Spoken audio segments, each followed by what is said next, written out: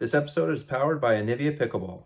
Based in the heart of Vancouver, BC, whether you're new to the game or a seasoned vet, they have the paddle for you.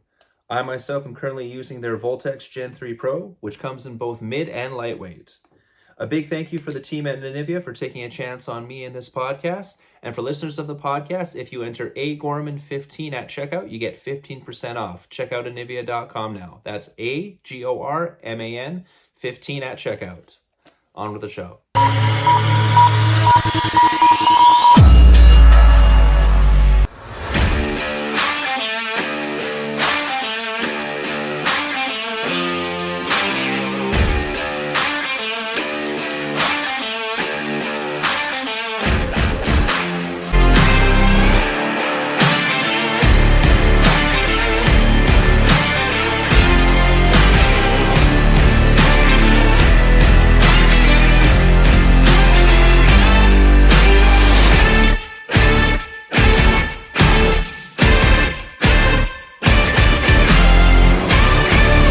All right, welcome back, everyone, for the season finale of Season 2 of the Pickleball Diaries. How's it going, Vic? Good. Hello, everyone. Thank you for tuning in to our grand finale. Yeah, it's been a crazy year. For those of you who have been following us for a while, we, as we've said before, we're on a bunch of the major podcast spots. But the neat thing about being on Spotify is that Spotify in December sends you what they call the Wrapped. So it goes over how your channel has grown, what your viewers like, and stuff like that. So this is more of a shout out to everyone who's been listening to us. But so Victor, and this is just for seeing how we've only been doing video on Spotify for a little bit because it's only been available for a little bit. But 76% of the listeners on Spotify have watched the video version of our show, which is really cool. Compared to last year, we're up 110% in followers, which is huge. So once again, thanks everyone for listening. That's terrific. Thank you, everyone. And then 65% of our listeners have joined us this year, which is another. So once again, big thank you for everyone. Once, if you're original listeners of the first season and stuff, thanks for spreading the word and getting other people listening to it. For those of you who joined us this year, thank you. You're a big part of the growth. Our top viewed, or at least on Spotify, our top streamed episode was our Western Split recap, which was episode 13 of this season. And nice. I think it was almost 100% higher than most of the other episodes, which was awesome. I have a feeling maybe some pros was listening just to see what our takes are. Yeah, and big shout out to all the especially the Canadian pros who do listen to us and have commented and thanked us for covering and stuff, and have been just super friendly with us and letting us chat with them behind the scenes and stuff. That's been awesome. Yeah, that's been great. Thank you. Yeah, and then so 19 of our listeners were in their top 10 most watched or listened to podcasts. Nice. 15 of them have us in their top 5, and then 6 of them were the number 1 show for them. So I'm gonna put a little bit of caveat that's probably my parents and possibly probably Victor's parents and probably our wives. So that's I'm gonna cut that down to maybe there's only 3 people. Yeah, but still, nonetheless, that's an awesome feeling to have, being the number 1 viewed show for some people. So thank you very much. And I'm going to have a little graphic up here beside us where Spotify, because Spotify gave us a really cool graphic that I'm just going to run. I'll have it sticking up beside my head this whole time while we were talking about that. No, but it's been a crazy year, and thanks everyone for just helping this small little podcast grow. Obviously, we're still tiny in comparison to a lot of the other pro channels, but it's been a blast, and we've had a lot of fun this year.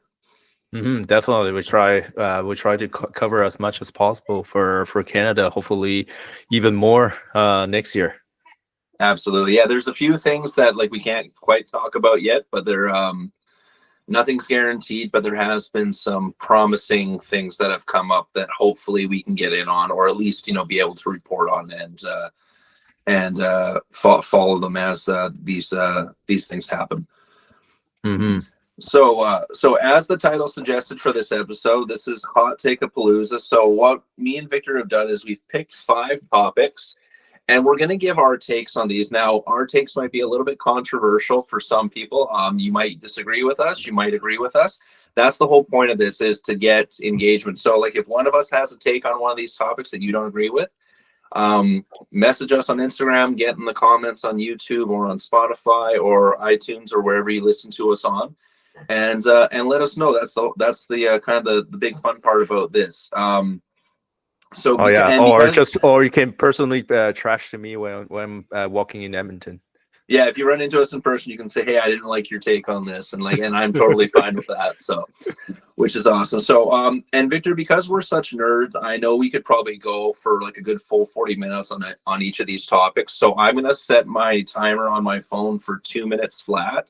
So so I'll say the topic, and then each of us will get 2 minutes to kind of give our little rant. Whether we agree with each other or not, we'll get 2 minutes flat, and then we'll kind of cap it off and move on to the next one. Just because I know even for number one here, I could probably go on like a 40 to 50 minute rant about definitely. This. So, all right. So topic number one is body bags and headshots during speed ups, or what we would call hand battles. So starting my timer now.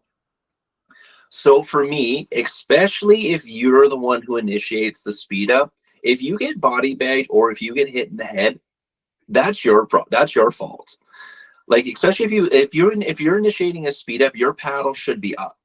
Like, I don't understand. Like, and yes, wearing protective glasses is becoming a major thing in pickleball. And yes, go ahead and wear them.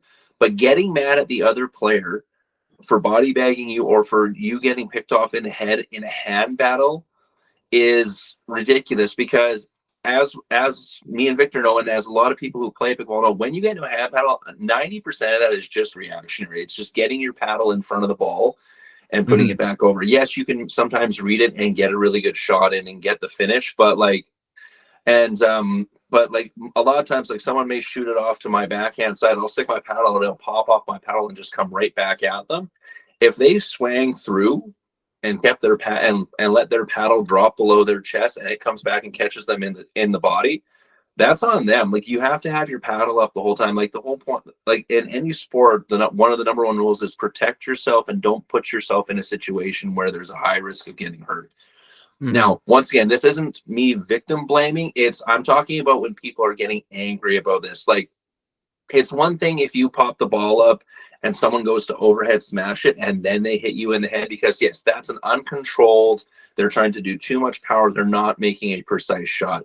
That I have a problem with. But if it's straight on and I'm kind of just punching it back and forth with the player and then it hits off my paddle in a weird way because we're literally just quick hand reacting and you get hit high, that's on you for not having your paddle up there. And it's a basic rule that's taught in pickleball, is if your opponent's paddle is going down, your paddle should be going up, because it's basic physics of how the ball is going to come back at you. If your opponent's paddle is high, your paddle starts to go lower, right? And there's my 2 minutes right there. So that was quick.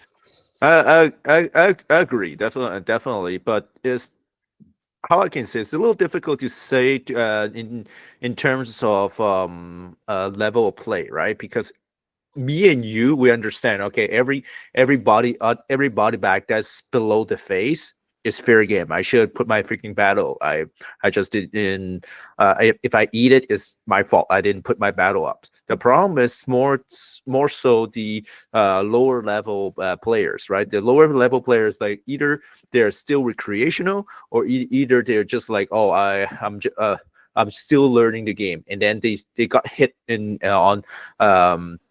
by a higher level player or by a banger, right? That's very, very common, because if you look at some of the other sport, let's say like tennis, badminton, ping pong, pretty rarely you're gonna get hit, right? Because either the ball is so far from you, and the exchange sometimes is not as numerous compared to pickleball, like, because we all get to the kitchen. So our goal of pickleball is get to the kitchen. But some of the other sport, like badminton, you're pushing the people back and forth. You're not stuck in front of the net, right? Tennis, it used to be like a lot of volley, but the game has changed. Now it's like a baseline game. It's not a net game anymore. and if you look at racquetball, you're not intentionally trying to hit the guy. Well, you want to hit the wall, right? So I think a lot of things is the player's mentality coming from another sport, not knowing, okay, actually pickleball body bag is actually a strategy. And a lot of people does not know that it thinks as this personal. Oh, you're personally attacked me. It's like, because you look at the pro pickleball, a lot of the pros are just basically want purposely like aim for a chicken wing or something like that, right? So they really wants to body bag you, but that is a strategy. A lot of people don't understand that, and it's just a matter of, I think, is of a level of play that makes a difference. And time. Good finish there, Vic. All right, so yeah, just to recap, yeah, and like I agree with you, Vic, and like the one where the spot that I'm kind of on is more so when it's not so much for the new people, because it's people are still learning control. It's more so when you get like to that 3-5, 4-0, 4-5 level, and people are still getting pissy about it. That's where I have a problem with it, and I'm like, and especially if you're the one who starts the speed up.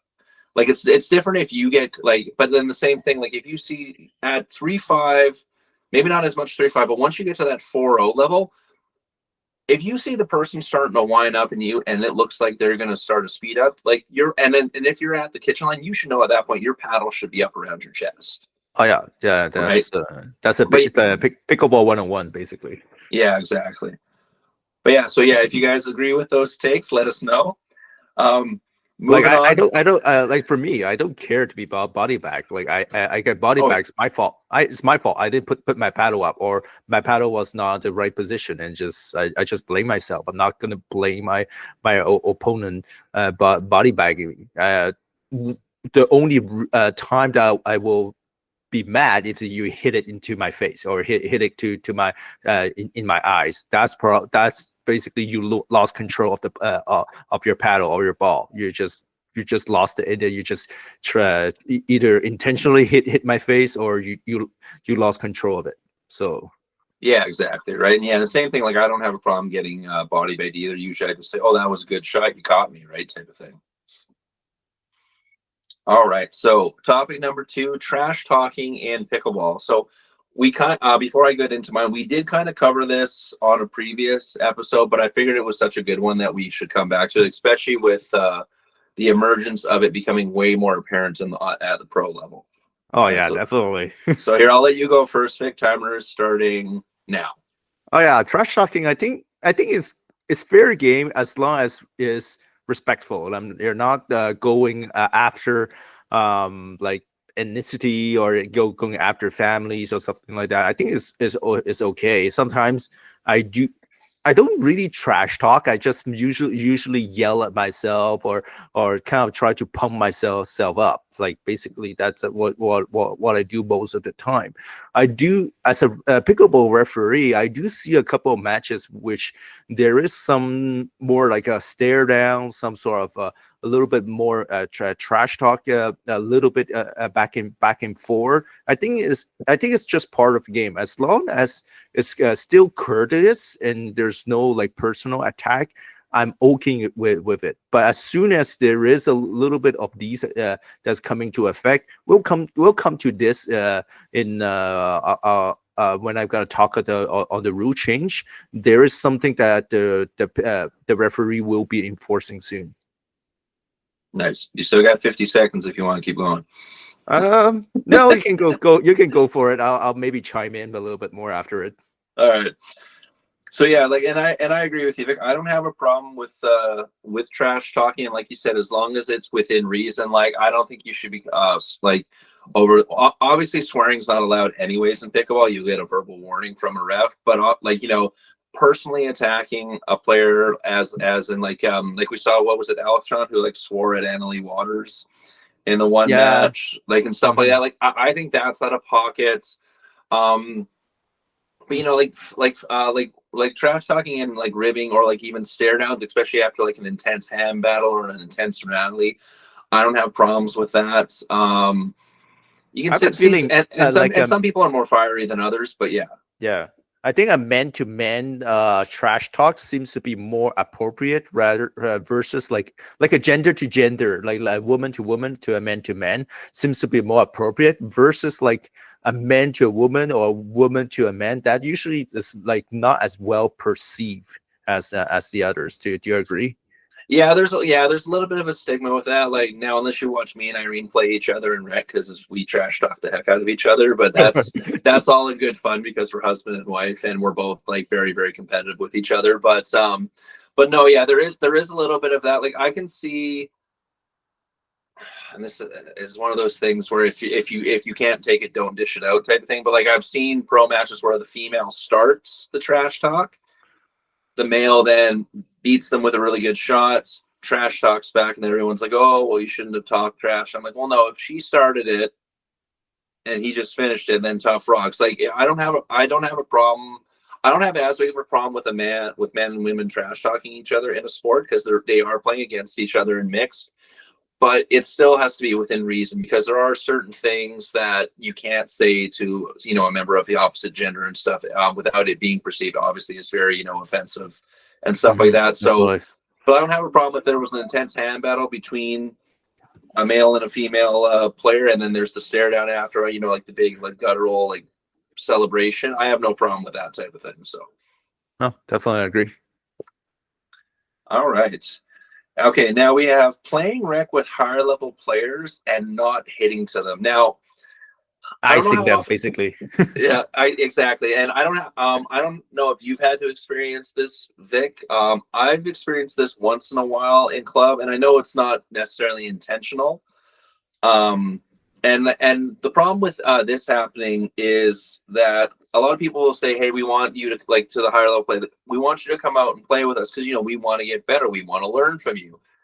But then you invite this player out for, say, like a 2-hour, like, round, just mixer, and then not hitting to them the entire time. Well, then they're like, okay, why? I do get a couple of times, and then it pissed me off. Yeah, exactly. It's like, why did you invite me here if you're not going to hit to me? Because like the way I look at it is if you have like a better player there, like say for example, let's just use someone that everyone in Canada knows, so like Brad Chapman. So if you and me invite Brad Chapman to come out and play with like one other person, not even that. Look at the our Joes versus Pro. We're not always hitting to Andrew. Like, no, yeah, exactly. We're hitting a bunch. Yeah, we're hitting a bunch back to Ernesto, right? We're playing with him. We want to get how he hits, right? We're not going to ice him, basically. Yeah, exactly. Yeah, like if we want, like when we were playing, like Ernesto and Andrew or Ricky, right? Like if me and Vic really, really wanted to play to win to that match, we would try absolutely no balls. Absolutely avoid Ernesto. Right, and as much as we could, Ernesto's good enough that he could probably still come over and take a bunch of them. But the whole point of playing with a better player, especially when you invite them out like that, is to use their skills and their ability to make you a better player. To see what shots that maybe you're getting away with at your level that you can't get away with at higher levels, right? Exactly. And that's like when we played, like even when we played Nathan and Eugene. Yeah, like they said, well, how do you want us to play? So we said, no, if you can kick our ass, we want you to kick our ass. Exactly. Like, don't let us get away with a bad shot, or like we might have thought, oh, hey, this is a smart drive, and then the very first point of the game against Ernesto, I'm like, oh yeah, this is a smart drive, and then he just cuts it and drops it into onto the court, and like neither of us can get to it. I'm like, okay, maybe that wasn't a good shot, right? Like type of thing like that. So, but no, yeah, it's one of those things where. Like, and it's very frustrating for these high level players because majority of high level players have no problem helping out lower level players, especially if they are eager to learn. Like there's a reason why they go to coaching, they do camps and stuff like that. Yes, and normally for rec they'll try to avoid that because one, it's detrimental to their game because they don't want to take their foot off the gas too much. Right, because basically the old term, you play the way you practice. So if they keep playing, so if a pro level player like say like Ernesto, Brad Chapman is constantly playing against someone like me or Victor, they're not gonna progress. And they start taking it easy. It's actually going to be detrimental to their game when they go and play other pros. It's different if they're working with us in a drilling session, or working on specific things. But the moment you invite a higher level player to rec, and if you start icing them out, one, you're not helping your game. You're not helping them. It's not fun for them. It might be fun for you because you're like, oh yeah, maybe I ended up beating this player, but then I'm like, oh, did you really beat this player because you didn't hit to them at all? Yeah, right. exactly. It's like you don't play tournament mode in rec. No, like you should yeah, you should be like giving equal opportunity, right? Just like play the ball equally. I do have that. Like when I first started as a 4-0, I did have this problem. Please try again. Oh, ignore that. That was my phone doing the alarm. Keep going, Vic.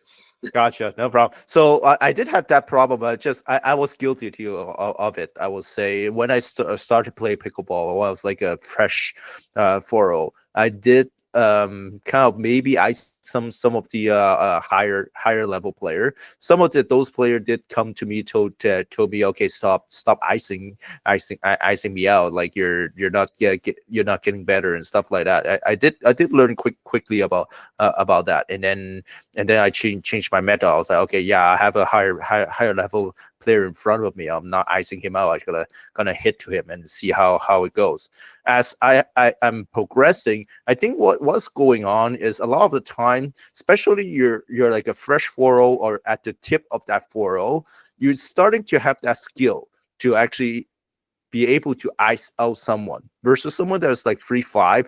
You're still kind of like you're trying, but you're still not being able to control your shot to be able to icing someone out. It's more when you reach that 4-0 level that you're able to control your shot to give only to a certain person versus to another. And that's the kind of the tipping point is of that player's mentality. Do you play to win, or do you play to have fun, or to learn? And a lot of times, because right now I'm a little bit higher level player, I feel like when the player is close, like maybe 0.25 closer to your level, they will understand, okay, I'm not icing you out. I want to hit you in order to see am I able to beat you in that point. But when you're about like between like I'm closer more to a 4-5, so someone like me as a 4-5 playing against someone for the 4 which is 4-0, then they will usually try to, especially at this very initial game, they will try to isolate you right away, because they know by 1 to 2 shots you are much stronger than everybody else on that group, and they don't want to hit to you because they know you're gonna smoke them. But that's because of I think sometimes the competitive mentality. A lot of the times, then they just need to figure out, okay, am I coming here to win? Am I playing a ladder? Am I playing a duper? Am I playing for a win, or am I just coming to have fun and learn about how I can play against that higher level player? Exactly. Yeah. So we'll finish it off with that caveat. Like, so if it is like, say for example, especially these are getting popular now, like a duper ladder or like a king's court, where there is actual, you're trying to win, you're trying to stay on king's court and stuff like that, in comparison to just, okay, we're doing rec and we're just doing mix. Like after every game, we just keep mixing. And even if it's all people like roughly the same skill level with a couple of maybe higher level people, you should be playing, like if you're playing to win, like say if it's tournament or if it's like a ladder, yes, you're playing to win. Then I don't have a problem with you trying to ice someone out, because at that point you're playing to, move up on the ladder, or you're trying to move through the tournament. If it's just a mixer rec, even if it's all players like high level, that's when it should be more like, okay, I'm going to practice good shots. I'm going to try and like play really well. But the goal in that sense is now you're not looking to necessarily win. You're looking to play well. I want to do good shots. I want to do good third shot drops. I want to do good digs. I don't want to pop the ball up type thing. Like I have no problem going to club and playing rec and losing like an 11 to say 8 game, as long as I've played well. Now, if I play those same 2 players in a tournament and I notice one of them's a little bit weaker, guess what? You're getting like 98% of the balls. Oh yeah, definitely. Right. You change your mentality. It's not the same. Yeah. It's not the same. Yeah, exactly. Like if you're one of those people, it's like, no, every time I go play, I want to play to win. You need to find one, like you need to find like a ladder league, or you need to find like a thing where it's like, okay, today is a duper day. We're working on ratings. Okay, well, guess what? If you're working on ratings, now you're playing tournament mode. Exactly. Right? Like Okay. no one can get mad at you for trying to ice them out at the moment you say, okay, duper ranking is on the line. Right. And I've told members of my club that I said, like, right now we've done a duper session. I didn't participate in it because we had a lot of new players doing it, trying to get like just trying to figure out where their rankings were. But I said, okay, eventually when I do join this one, guys, I'm playing tournament mode. So I'm not gonna be nice. Right. I'm like, because now my rating is on the line. I don't want to Oh drop yeah. I don't want to drop down. I'm trying to get myself up to like a 5. Right. Yeah. So if I'm playing you and you're like, say, 3.7, well, guess what? I might end up beating you like 11-2, 11-3. Yeah. Right. So that's the way I think should look at it. So it's more so like, I guess for people who aren't sure what you are, if you're going into every pickleball thing you go to and you're trying to win, and I mean, like, you're always trying to win when you're playing a sport, but I mean, like, the winning is the main goal, not just to go have fun and like play with friends and get better, but the winning is your primary goal. You need to find like a duper league or a ladder league or something like that, where the whole point of that event is the competitiveness and trying to win. Yeah, definitely. I agree. Definitely agree. Which, luckily in Edmonton, we have so many clubs now, indoor clubs now. We have more. There's more opportunity to find those leagues than you used to before. Before it was just more everywhere is a mixer. Right now, you do have more option to find duper leagues or ladders, or we call box league. Also, that's something that some of the Edmonton Pickleball Center did come up with. Yeah, exactly. And as pickleball keeps growing, you're going to see more and more of that. You're going to see ones, and like they'll even start probably doing. You'll say, okay, this is a rec league, this is a competitive league, this is this, right? And so like you're going to see it almost turn into like kind of like if you look at like beer league hockey. There's like the different levels. Okay, this is like that. We're playing to win, but this is more of like a fun social event. You know, we're out once a week playing with the guys or the gals. And then there's like the A level where it's like, no, we are trying to win the championship. If we can shut you out, we're going to shut you out. We're going to hit you hard, type of deal, right? So yeah. So like I said, once you realize how you're playing, this is going to everyone listening here. Once you realize how you're playing, then you have to make that conscious decision. Okay, every time I go, I cannot turn off my competitiveness. I want to win every single game. You got to start signing up for those duper or those ladder leagues or those box leagues, like we're talking about, and get into any tournament you can get into, because no one's going to get mad at you in those for icing people out. Oh yeah, because for sure. because they understand that, hey, we're playing to win this. We're playing to put our rankings up. We're playing to like win the gold medal type of deal. Exactly, I agree. All right, so serving rules is our next one. Now there's been lots of talk. You see it on a lot of the pro podcasts that cover the stuff in the States, how everyone wants to basically, what, like they say, nerf the serve is what they're saying, because the serves are becoming too powerful or too big of a weapon. Like, for example, they've taken away the chainsaw serve a couple of years ago. Yeah. Which I perfected myself, and then they took it away. I was like so mad. I was so mad at pickleball for like 3 months.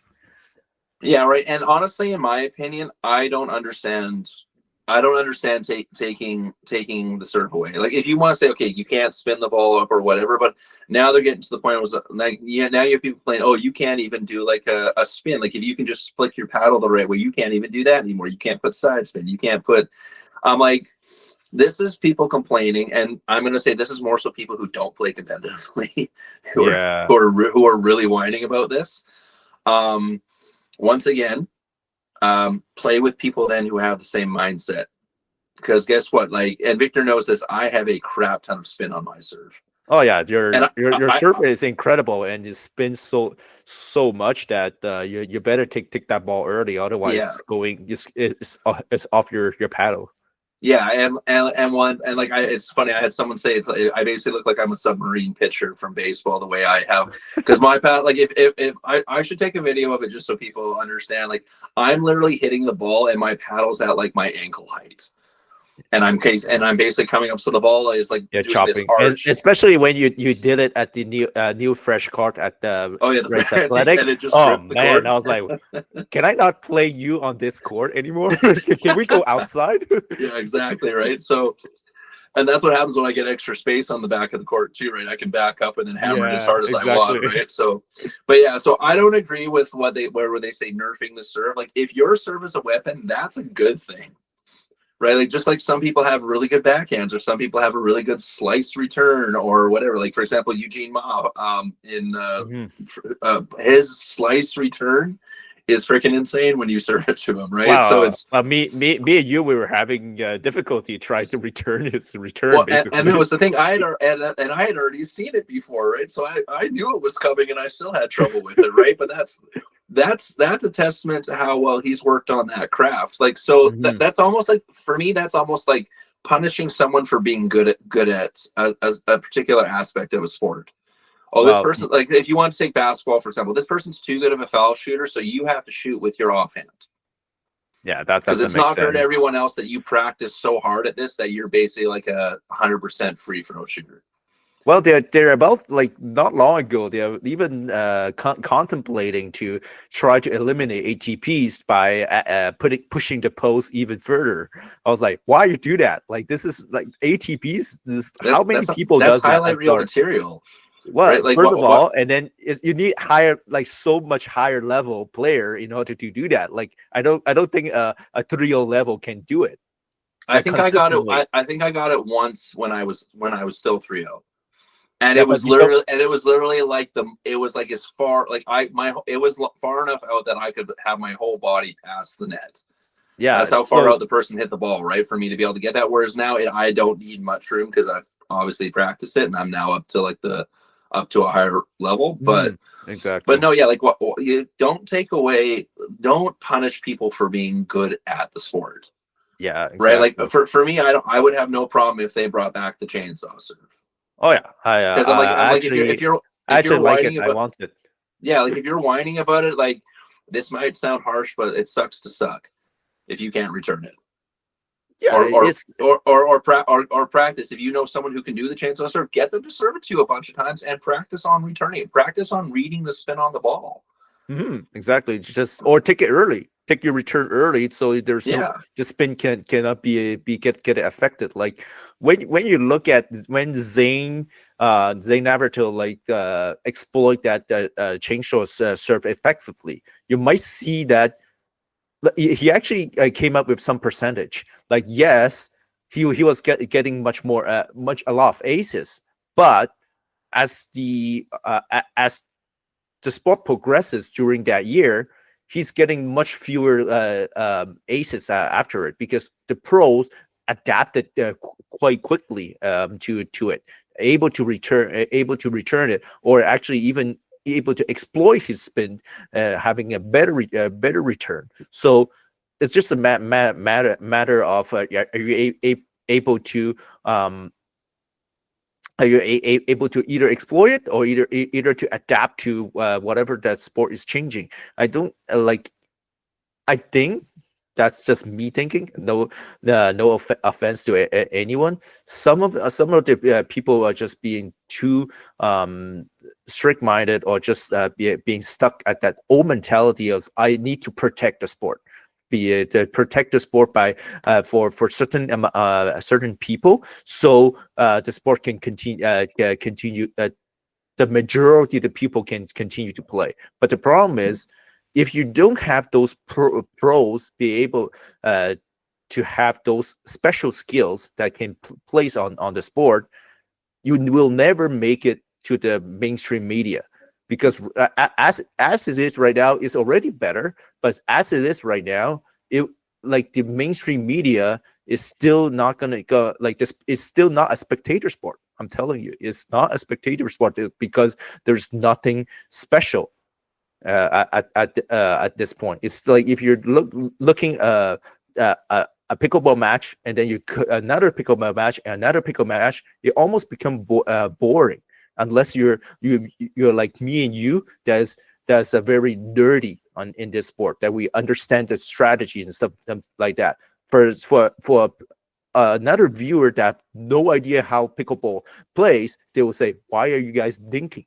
Why you guys are still like? Why don't you guys bang? Like, why don't you guys bang like tennis? Why don't you guys bang like in table tennis or badminton? This is so slow. What's going on?" And I do have this comment with some of my colleagues, work colleagues, or other friends I'm talking to. There's like, it's freaking boring to watch. I'm sorry, that pickleball on TV still. Yeah, exactly, right. And like, and you, I've seen almost every major sport have this issue at some point. Like, if you want to take hockey, people used to complain about people doing the Michigan, or people doing, or players doing the shot between the legs, and like when they did it, it was such a rarity. It's like, oh, but yeah, but that's not in the spirit of the game, and you're showboating and stuff. Now, like every player in the NHL, and even like freaking like, there's like 10-year-old kids who can do the Michigan better than some adults, right? Like it's one of those things, like it's a high skill ability, and it takes practice. And yes, you do have sometimes in sports where, yes, this high skill ability now becomes too much of the fad. It's almost like the people's complaint with NBA right now, where it's just all threes. It's all threes, all threes, all threes. There's no systems or anything like that. And as someone who played college basketball, I do agree with that to some extent. Yeah, me too. I agree. Like everyone's just Steph Curry. Yeah, and the problem is, and no, they're not, and that's what happens is, like, yes, we're all going to pull a Steph Curry and shoot from the logo, but then when 90% of them are bricking, right, it does detract from the game, right? Yeah. Whereas and yes, eventually the NBA will and basketball will adjust, and you'll kind of see it regress to the mean where there is still lots of 3-point shooting, but you're going to see it's like, hey, we're going to utilize these big men. We may not utilize the mid-range jump anymore, but we are going to attack the paint and stuff like that. You're going to see it kind of regress because that's how teams are going to eventually win. Right. But it's like almost any other sport. Like you see a player do something no one ever thought of doing before. And it's almost like people are like jealous about it. It's like, well, I can't do that, so it's an unfair advantage. I'm like, well, no, then you should go practice more. Exactly. Right. So like, and that's how we kind of look at it. Like, yes, if you don't like and obviously if I'm playing rec with someone who's like a 3-0, I am not going to do a hard spin on my serve. I'm going to be nice. Like, there's lots of people in my club who nice. Yeah, nice.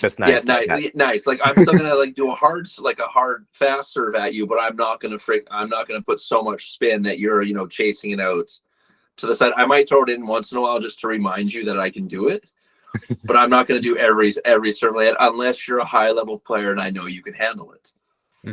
Type of thing, right? So it's and people from my club can attest to that. Like, there's some of them where it's like, oh no, Andrew's serving, it's gonna be a half crap ton of spin, and then I'll do like a regular serve across the net. But yeah, so like I don't agree with wanting to nerf the serve. Like, I honestly think they should bring the chainsaw serve back because it's just another tool. And if can you imagine all the highlights that, like, if they would have not got rid of that, like, how many highlights where someone just does this serve and you see the ball just take this wacky ass bounce because it puts so much spin on it? That's highlight reel material. Right? Like not even Zane, like even Johns was using it as his advantage, right? So like, therefore a lot of other players also using it as his advantage. So people, like, it is a good serve. Okay, gotcha. I think it's a little. For me, I think it's a little too late to bring back the chainsaw serve. Is definitely too late. But I will say we should not be still talking about nerfing their serve because there's nothing else to nerf. If you continue it this way, just go to a drop serve. Yeah, exactly right. All right, we went a little over time on that one, so we'll move on to our final topic. So, all right. Power paddles taking over. So as we have it listed here, from delamination to the EVA foam. So Victor, I'm going to let you go first on this one. Yeah. So it's a big hot take because how myself, I also play with the Ripple. So if you don't know what's the Ripple, is this paddle. I'll show you quickly. Right here. if you have never saw this paddle, this is the paddle we're talking about. You can almost see there's some wave onto it on this paddle. So why this paddle is hot is that's why what we call the EVA foam. Quickly a little history. The EVA foam was not an approved material for a pickleball paddle. A lot of well, if you look at on my where I'm pointing right now, I'm trying to point it perfectly. Here we go. That paddle, the diadem vise, is the first illegal paddle that's kind of came out to the market in pickleball. That paddle is full EVA foam. Basically it hits super hard. It's still probably harder than the Ripple. Then after that saga of that illegal paddle, we have the delamination coming off from some other paddle. What is delamination? I'll come to you quickly. So for those of you listening, Victor's just going to grab a delamination paddle. I was actually at his house this week and he showed me this. Just exactly. Victor, hold that really close to the mic so they can hear that. Yeah, I'll try to. So this is a delaminated paddle. So I'll tell you why. This is a Gen 2 paddle. So what is a Gen 2 paddle? Is we call a paddle has thermal foam. So there's a little bit of foam around the edges of the paddle, and both what is happening is this paddle, the glue that they put on, the first generation of glue they put on to this paddle, it used to kind of separate from the honeycomb core and from the sheet of carbon fiber they put onto the paddle. And what's happening that because of that space that's created, it creates we call a trampoline effect. So it basically goes in, and then it's almost like a spring. It hits it kind of propels the ball much quicker. So what is a delaminated paddle? You know it right away. So I'll put it pretty close if you hear it. I don't know if you hear it, but you can hear like big cracking noise. Yeah, not super loud on the mic, but it's you can hear if you heard a little bit of a there. Basically, the paddle almost sounds like you're crunching like cardboard or something like that. Yeah, exactly. For those of you who couldn't hear it, but yeah, it's clear it's clearly not what you'd call like in the best shape, but the result is that it basically like hits this ball like stupid hard. Exactly, because the Gen 1, so the older generation, like the first generation of paddle, when it like every paddle delaminates. I can tell you every paddle delaminates. So the core got corrupted. The first generation, if the core got corrupted, you lose actually the performance of the paddle. So you actually have more dead spot. Yeah, but with the problem with the Gen 2 and Gen 3 is when that core is getting crushed, it's actually skyrocket the performance of the paddle. So it's go the other opposite. Instead of actually hitting not hitting harder, you hit the paddle way much able to hit the ball way much harder. And sometimes I call that loss of control, because you don't know what you're doing with the paddle. And that is the problem when with those delaminated paddle, you body back people from the baseline, basically. Don't like you're so that is one of the biggest problem with those paddle. A lot of people say even the Gen 3 paddle. So what was the Gen 3 paddle? So this is one Gen 3 paddle, the Ripple. Another Gen 3 paddle would be the Mod, the Yola Mod. Sorry, I don't have it with me today. Or the Yola 3S. That would be another Gen 3 paddle, which they put really like a thicker sheet of foam around the paddle that creates, we call it, a harder trampoline effect. What is the problem is that those paddle is hit the ball super strong. So if you're at the net already, you have between you and your opponent, you basically have only 12 feet, okay, 12 feet distance. already if the older generation, you might have a second or half a second reaction time to when there's a speed up or whatever the ball's hitting at you. With those Gen 3 or D-Lam paddle, you kept that half a second to another half of a second. So basically, you have no time to react to it unless you're able to predict where's the ball's going. So that's where the problem is. If we're and the problem, other manufacturers is trying to because there's so much more power. Other manufacturers trying to get even higher power paddle. Now the problem is if we're going all to just power paddle, we might kill the game. And then if we kill the game, we'll become baseline banging. We don't even need to be going to the kitchen. We don't need to go to the strategy coming up, right? And the other thing is, as myself, as a banger, and as someone that likes a power paddle, the only way to counter someone that has a power paddle is with another power paddle. And especially in I'll say in around my city, like in Edmonton, the people that I play with most of the time. From before, everyone's looking for a control paddle like the Lux, the Selkirk Lux, maybe the 11, 624 Hirachi, the Vatic Pro Prism paddle.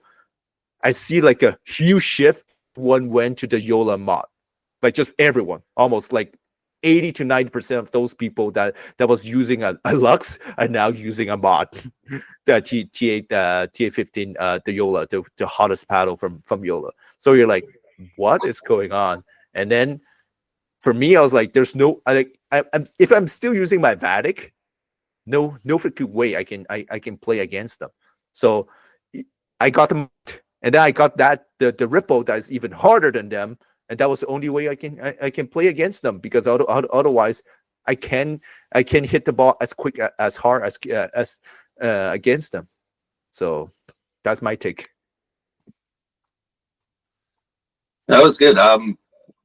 As I don't know, because as someone who's more of a control player, now my paddle does have some power. The Nivea paddle does have power with it, but I would say it's more of a combo paddle than a straight up control or a straight up power. It's for me anyways, it's a nice little mix in between. But I have played tournaments against people with that Yola. I don't know, maybe it's just because of how I play, I'm really good at reading when people are driving. But like you said, in my opinion, then yeah, I think you run the risk of it killing the game. Not more so because everyone's because of it's just going to overpower people, but people are going to get lazy.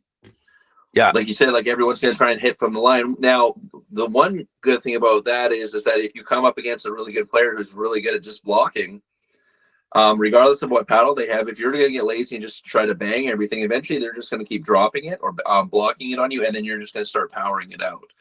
Mm-hmm. So the way I would look at it is yes, a power paddle is all good, but unless the person using it is also very good and is able to hit those big, strong power shots, but also with precision.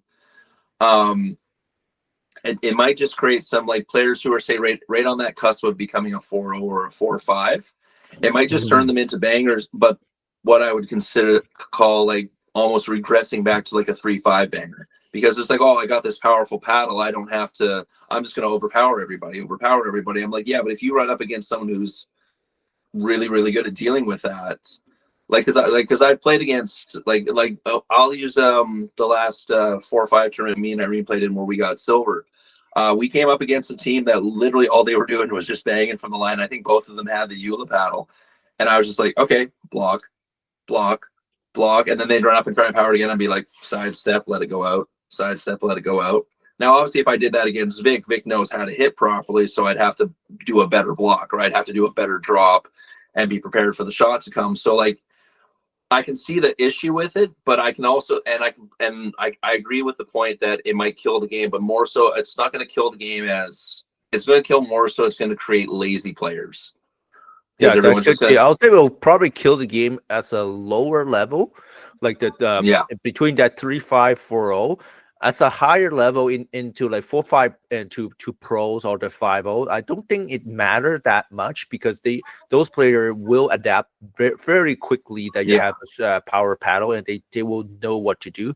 And usually even those players probably are using those power paddle at their advantages, because like myself, I'm now using this path. It took me a big learning curve, like that. Yeah. Definitely that's not easy. Like I used to be swinging too much, right? But with this paddle, it kind of trained my head. Okay, I can swing. If I swing, that ball is going to fly all over the fence, so I just need to little touch it.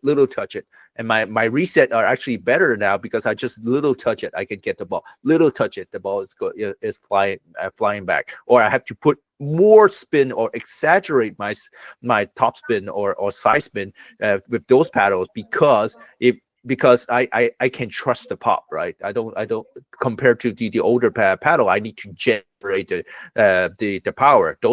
With this paddle, I don't need to generate it. I can trust that is gonna pop. But not a lot of those players like the 3.0 and 3.5, they probably not able to control that paddle super well at this point, in order to think this way. So that I'll say in that probably level, it's not a good idea that the power paddle is in their hand. But no one's telling them. They, like the manufacturer saying, "Oh, this is the new paddle, go get it." Right? That's the Oh problem. no, yeah, absolutely. Well, and for those of you who aren't really sure what we're talking about here, a good way to equate this is the switch for hockey, the switch from wooden sticks to graphite sticks to eventually the flex sticks that they use now. Yes, when the graphite sticks first came out and when the flex sticks first came out, all of a sudden you just saw this boom of like goal scoring, and the players who could afford to get these sticks all of a sudden were blown by everyone just because they had such a quicker shot and harder shot. Now everyone kind of has them, and now it goes back again to it's actually the skill of the player. Like goalies have gotten quicker; they can read the puck coming off the stick just as well as what they used to with a wooden stick. So you see the big jump because it's such a new oh my god, what's the word? It's a new caliber of equipment. But like like I said, give it a couple of years, or I'd even say give it a year, a couple of years, and you're gonna see the adjustment made, because you react like especially if you're training with a power paddle and you're training with someone else with a power paddle, your reaction time is going to get better. It's no different than going to the gym and using those like light things to work on your reflexes, right? So it's just one of those things where you're going to see the equipment help to start, but then you're going to see the really good players or the high skill players who work on their craft adjust to it, and you'll kind of see it drop back down. Now it'll go back to like, okay, it doesn't really matter what paddle you have, because if you look at right now, like the top level pros, Ben Johns uses Eula, Annalie Water uses Paddle Tech, Catherine Parenteau was with Selkirk, and so on and so on. Like everyone has like their own paddle and the thing that they like, right? So it's not one of those things where like, okay, this is the new thing on the market, everyone's grabbing it. Like right now, yes, a lot of lower level players, everyone's grabbing it. You've seen, and then Eula's also been throwing money at a lot of pros. Like if you just look in Canada alone, Oh yeah, Eula, and I'm giving props to Eula for this. They are kind of like Selkirk had a huge chunk of the market here in Canada for the longest time. And then you had like the little smaller companies. Like if you want to take Alberta, you had why am I blanking on the name? What's the one in Red Deer? Or that Joel? Yeah, what Joel uses, yeah. Joel and the Haddle. Poach. Yeah, Poach. Yeah, sorry. So yeah, you had like the local companies like Poach and stuff like that trying to compete with Selkirk, but like Selkirk literally had a stranglehold on the market, right? And then now Eula's come in, and like almost every major Canadian pro has switched to Eula, but then Eula's also offering like, okay, we're gonna fly you out to represent us at the PPA event. We're gonna bring you down to the Eula tournament in Orlando and stuff like that. We're gonna like match your winnings if you play in a tournament that has money because you're using our brand, right? Like they're throwing money at this to get the visual out as well, right? So yeah, exactly. It's one of those things. Like yes, everyone's going to it right now. And I'm not going to call it a fad, because I know it's not. I don't want to I don't want to shoot it down as a fad. It has kind of like a fad sense to it right now, but with the maintainability that it's gonna, until someone comes out with a better paddle or a counter to it, it's gonna kind of stay where it is. But I don't think a power paddle is ever gonna go away. But you're gonna see control paddles kind of make their adjustments to how, okay, this is, if you're still a control player, this is the paddle for you to deal with someone with power and stuff like that, right? You're gonna see the equipment keep advancing until it kind of caps out, and then it's gonna, like I said, regress to the mean, and it's gonna be, okay, no, it's the skill of the player, not the paddle that they use. Yeah, definitely. All right, so I really enjoyed that. That was our Hottakapalooza for for this year. So we put some feelers out for for the best moments from this year.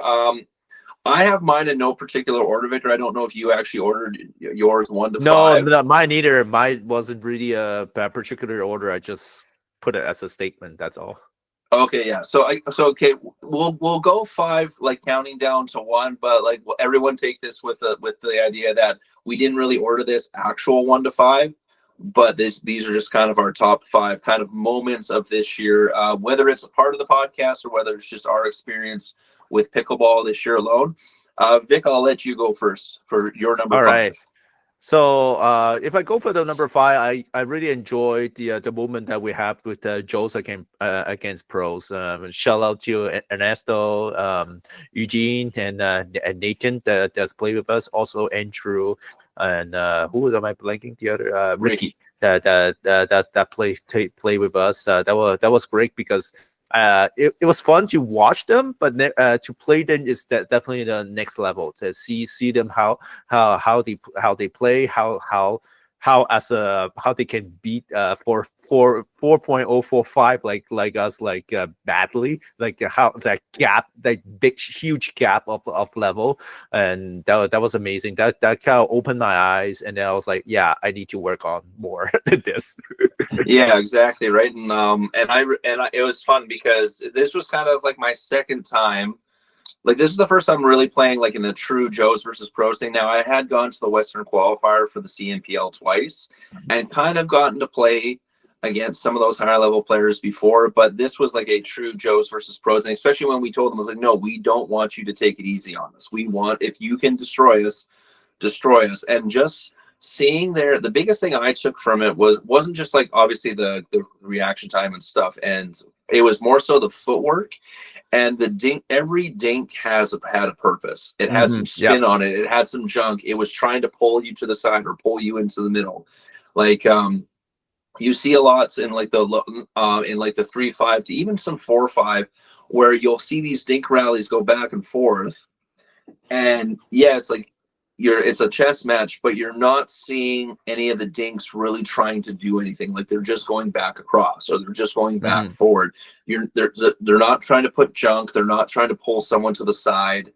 It's one of those things where it's like, okay, this if this was like a higher level player playing this, they would have done a speed up at this point, or they would have put some massive junk on this to pull the person out to the side and then hit the ball down the middle to kind of get them to pop up or whichever, right? So that was the big thing I took away from that Joes versus pros, was just the footwork, and then the dinking with a purpose. Definitely, the spin was next level. I never experienced that much spins, to be honest with you, in my life. Compared to when I played them, I was like, holy crap, they put a lot of spin.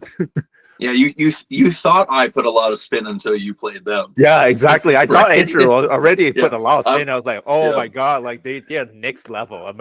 Victor's looking at me after, and he goes, "Man, your spin's vanilla as hell. Like, what the heck?"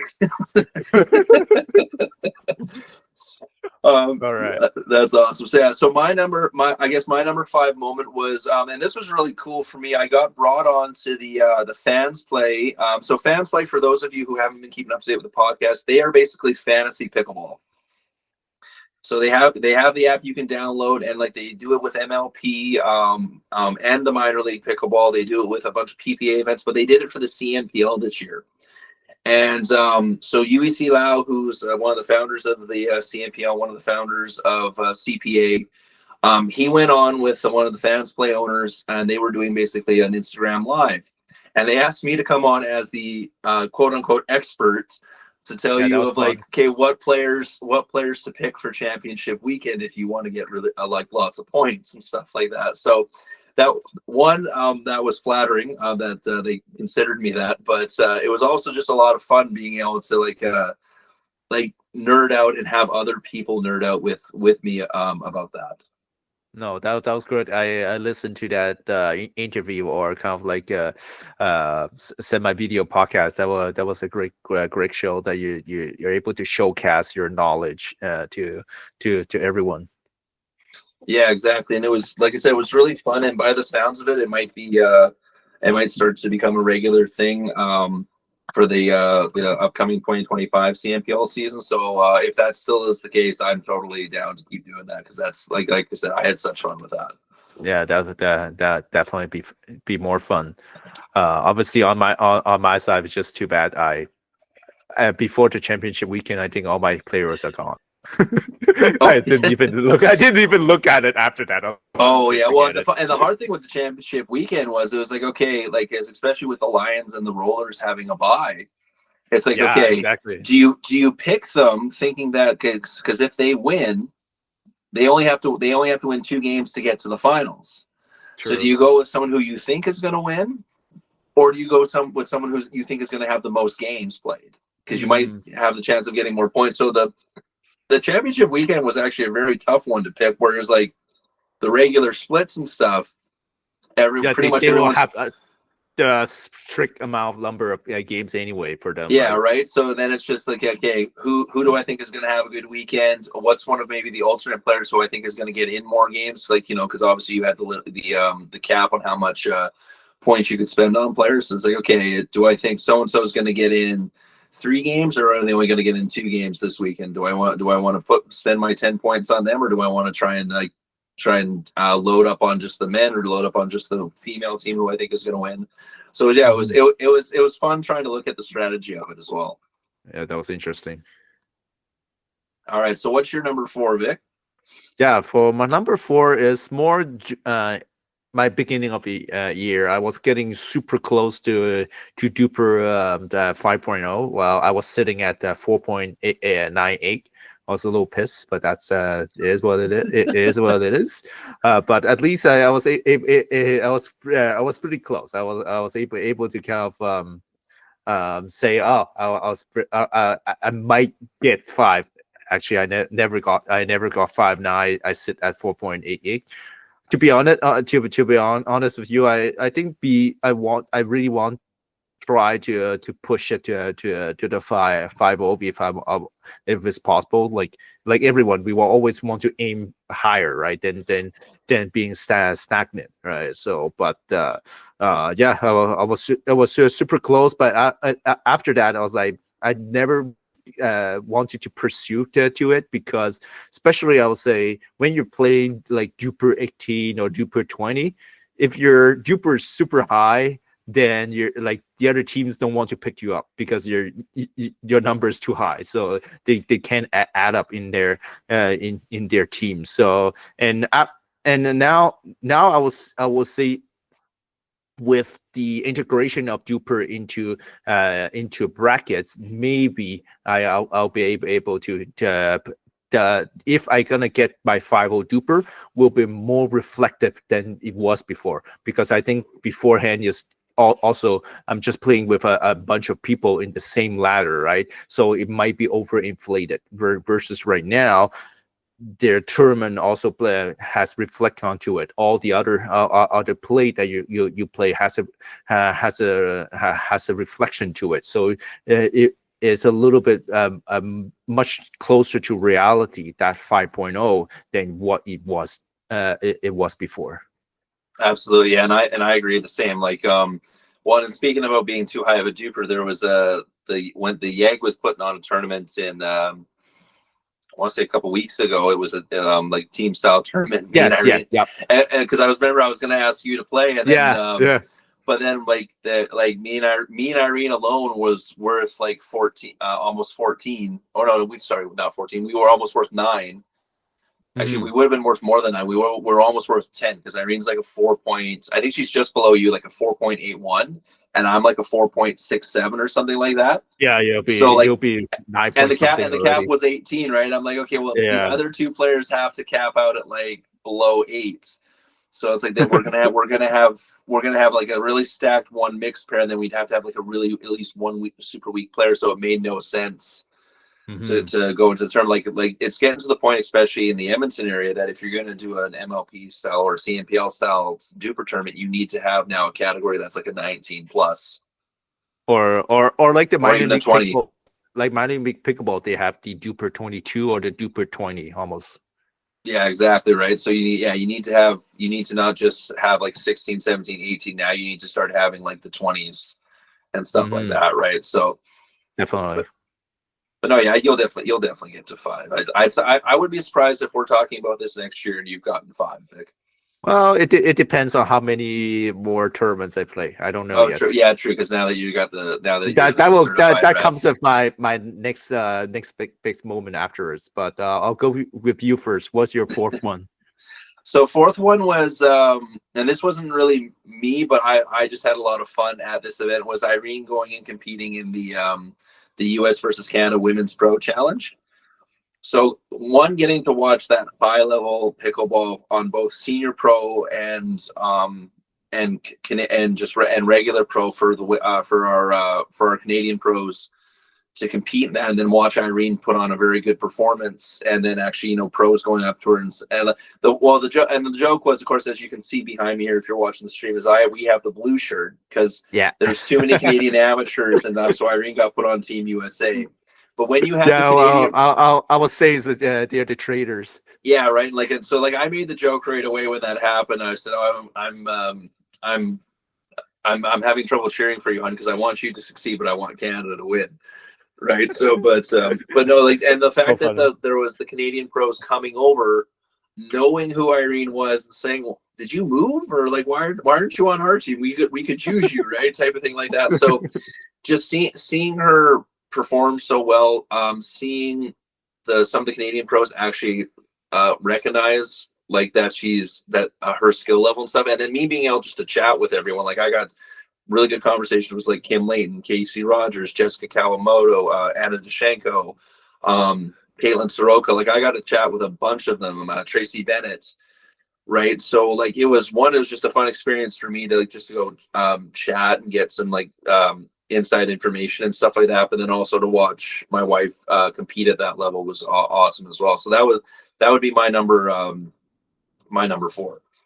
No, that's good. I think I'll give a quick shout out to Caitlin. I think I saw her on her Instagram. She is finally be able to move her legs now. So I just wishing her a quick recovery. I think she's still a long way to go, but I think she's getting there. People who doesn't know, she has a big surgery. I think she torn her ACL, and then there was a big surgery, and she has to be immobilized for quite a bit of months now, and finally she's starting to move her legs. So good for her.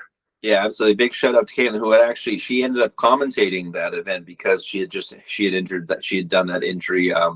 I want to say it was the week or 2 weeks before the event, because she was supposed to be participating in it, but she still was a trooper there in crutches and commentating the whole weekend. So big shout out to Caitlin, and yes, hopefully for a speedy recovery. Definitely. All right, Vic, you're number 3.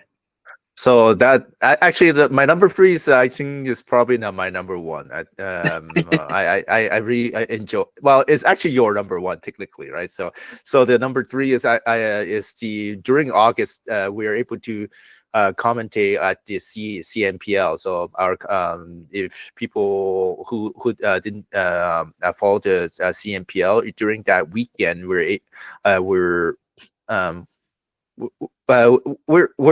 getting invited to the CNPL to just watch or probably do some social media stuff for them, and then they also actually offer us to do maybe 1 or 2 commentating games. We got lucky, and also probably my synergy between and Andrew was pretty good.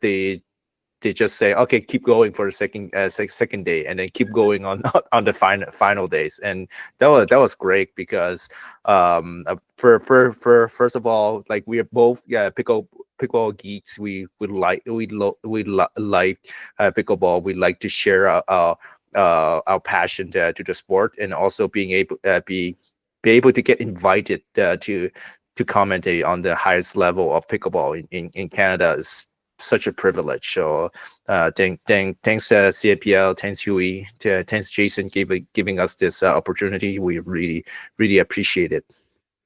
Absolutely, yeah. So I'll jump on that as well. So Vic had just the commentary. I just mine was the whole. I encompassed the whole weekend just because yes, the commentary by far was the highlight of it. But then we also just the pro players coming up to us and just chatting with us, saying, "Hey, we listened to the show. We really like what you're doing." Me and Irene got to chat with like Ernesto and LC in the hotel because they were staying in the same hotel as us. I think just about every someone from every team came up to us and like complimented us with like without us going, oh hey, can we talk to you? Like they came up to us. Like shout out to Sunny, shout out to Natalie, shout out to Carolina. Who else? Caitlin, Brad Chapman, Kim Layden, obviously Eugene, Nathan, and Ernesto, who did the Joes versus Pros with us that weekend. Andrew, there's and Ricky so many that basically everyone involved in the CMPL who let us kind of go there and just geek out, and then of course to our wives Irene and May for letting us kind of like live out a childhood fantasy there of just getting to commentate on a major yeah, they just let sport. us go. It was like, okay, yeah, they're like, yeah, go ahead, in there, you guys go have fun type of thing. Let's just let us play in the sandbox all weekend. So because it was funny, we went out. What was it, Saturday? We went out for dinner, and like we were sitting there for dinner, and me and Victor were just like it got to the point where our wives were pulling us saying, "Hey, we should leave the restaurant now," type of thing, right? Because we could have just been chatting all night. But no, that was a blast. Hopefully we get a chance to do it again. Like, and we told everyone in the CPL, it's like, hey, if you ever want us to come back, like, we'll do it remotely. We'll. Like if you want to fly us in, we'll fly in and do the stuff in Ontario. Like I don't care. Like we're like I said, we're covering it anyways because we enjoy it so much. So just being able to have that much access and have them prop us up like that. Like we were shooting like reaction videos after every match, and then Yui comes over and goes, you know what, you just collaborate with us, and that's going to go up on the CMPL thing too. And it was just one of those things where like we were just stoked to be there, and then all of a sudden we got all that extra stuff on top of it. It was like going to buy a cookie, and then all of a sudden you're getting like an ice cream cake instead. Yeah, exactly. That was great. It was definitely a great weekend. Much appreciated that. Yeah, absolutely. Thanks. Yeah, and like Victor said, like thanks to Yui, thanks to Suki's, thanks to Mike. I'm missing so many names. Jason and the crew from JYT Media, who are doing all the video and the broadcasting stuff. They like basically gave us the headset and said, "Yeah, go at it," and just let us cook. So it was a lot of fun. Mm-hmm. All right, so. I guess so that's kind of my number one. So I guess I'll switch to my number. Yeah, you can switch to your number 3. Basically, I'll switch to my number 3. Yeah. So the number 3 thing for me this year was me and Irene making the jump from 4-0 to 4-5 for our mixed doubles. Now Irene's already been playing in like open for women, so like I've been trying to not drag her down in the mix, and then trying to catch up on my men's side. And as most of you know who've been listening to this podcast for a while, I've had trouble finding a consistent male partner. I did luck out and get the team with Chris twice this year, and we did really well, getting bronze at provincials, then moving up and getting silver at the next tournament in the men's 4-0, but still a long way to go to get up to 4-5. Mm-hmm. But yeah, like it was our first stab at 4-5 for our mix, and our first game we were a little jittery, but after that we locked in, and I said, it was funny because I said to Vic when we did the recap podcast, I was like, I don't know if I had like the 4 or 5 teams up on a pedestal, too high of a pedestal or something, but I said to him, I was like, I was expecting more, but it was just because we were playing so well and we were communicating so well, and we were just locking on and reading each other so well that we were on the same level, and then beating these teams like like fairly handily. Like two teams we went to like extra points with, but then everyone else we were like winning 15-7, 15-9. Like Yeah, you guys win pretty win pretty convincingly. So yeah, right. And it was just one of those things. It was just like, oh, okay, like yeah, we belong here. And then like, and even in the finals, like even though we couldn't finish it off, like we like pickled them the first game like 11-0, and then then they came back and won the second set, and then we were even up 10-7 in the third set, and then they it's came just on too a bad. run, tied it. Then it was like trading serves back and forth for a little bit there, and yeah, and eventually they broke our hearts, and we lost and got the silver though. But still, like everyone was coming up to us after that and saying, "Wow, you guys played so well! Like that's awesome to see how far you guys have come and stuff like that. I can't wait to play against you guys next year and stuff like that." So, and it was and this was all with the exception of Jacob and Shay. It was all players that, especially the men, that we had never played before. Like, but there was one or two women we had played against, like Irene had played against, or we had played against at like the 4-0 level. But like, with the exception of Jacob, no other guy in that tournament I had ever played against. Right. Yeah, it shows that you belong to the 4-5 level. It's just too bad you don't have a consistent male partner, and that's the only thing. And sorry, I can't help you because of my referee thing. Yeah, right. But it was one of those kind of surreal moments. It was like, yeah, like it was funny because like we lost, and like I told everyone, okay, give me 2 minutes. I kind of went and like calmed myself down because I was disappointed. But then I was just like, then I went to myself after. I was like, holy crap, we just kind of steamrolled through all these really good 4-5 teams, and it took 3 sets to take us out in the finals.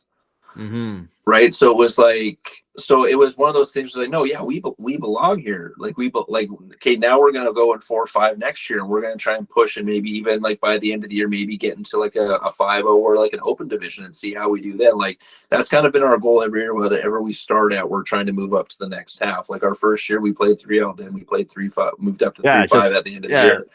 If you think about it, I met Andrew in the provincial in 2022 or something, or 2021. Yeah, 2022 when Medicine Hat hosted it. Yeah, and it was exactly.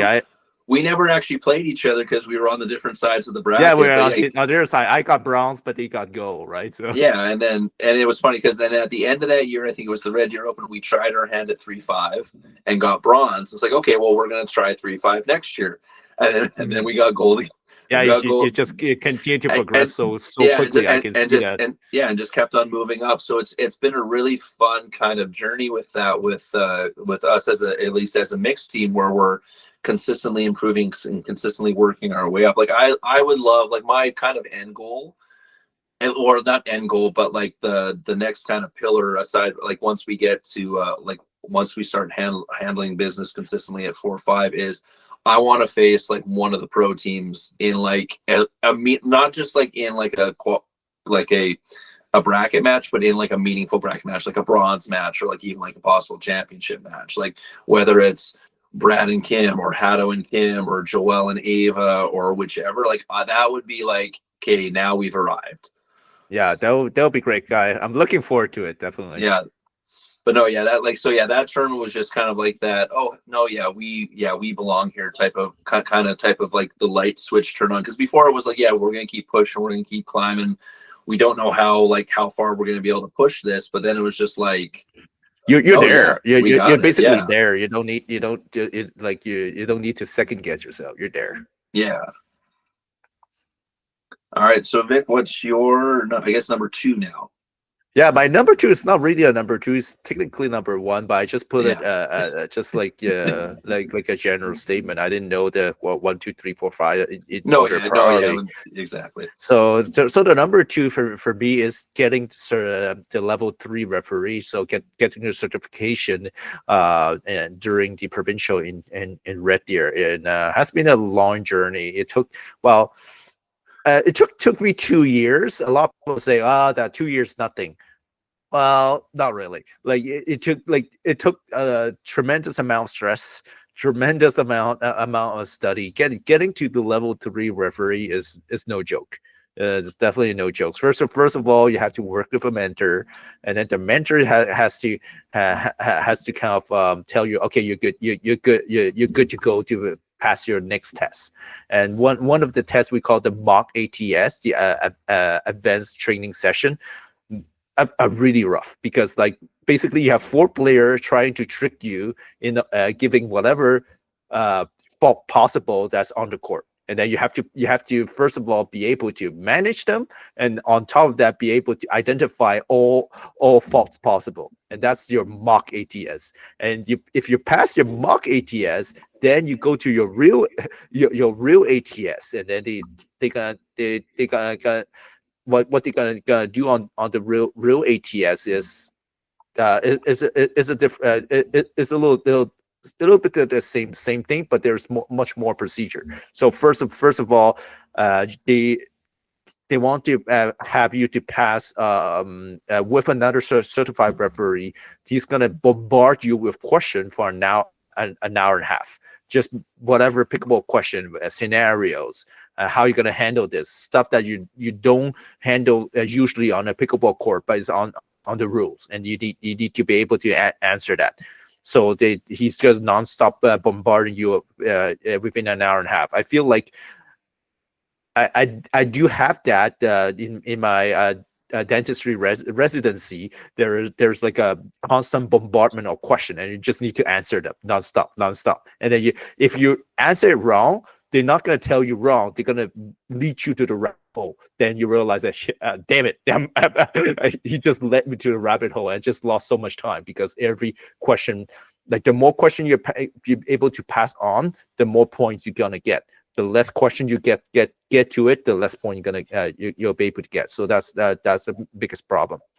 And the real ATS is actually not as challenging as all the other preparatory phase that's gone to it, because now that's when the provincial at the provincial a professional certified assessor is going to do a couple of games with you. So they're going to do 3 games, one regular games to 11, one regular games to 15, and then another game could be 4, a fourth game, depending if they're able to find. There has to be a gold medal match, and they also have to find a match that involves stacking in order to see if you're able to identify the players, the correct server, the correct receiver, so on.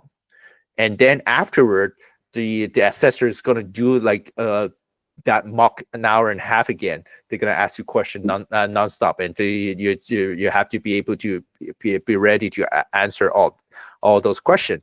And after that, you got your certification, which takes a lot of time. I'm lucky. I am the 30th certified referee in Canada, so this is the highest level of referee in Canada, which means I have the same highest certification also at the USA Pickleball. So if I ref at the USA sanctioned tournament, I'll be considered also as a certified referee for those tournaments. What's the perks to being a certified referee? Obviously, okay, some little bit more monetary compensation than the level 2 referee, but we all say if you're trying to make your living out of referee at pickleball, you're on the wrong job. I'm sorry. You better go to a paddle company instead, right? Yeah. So that's one.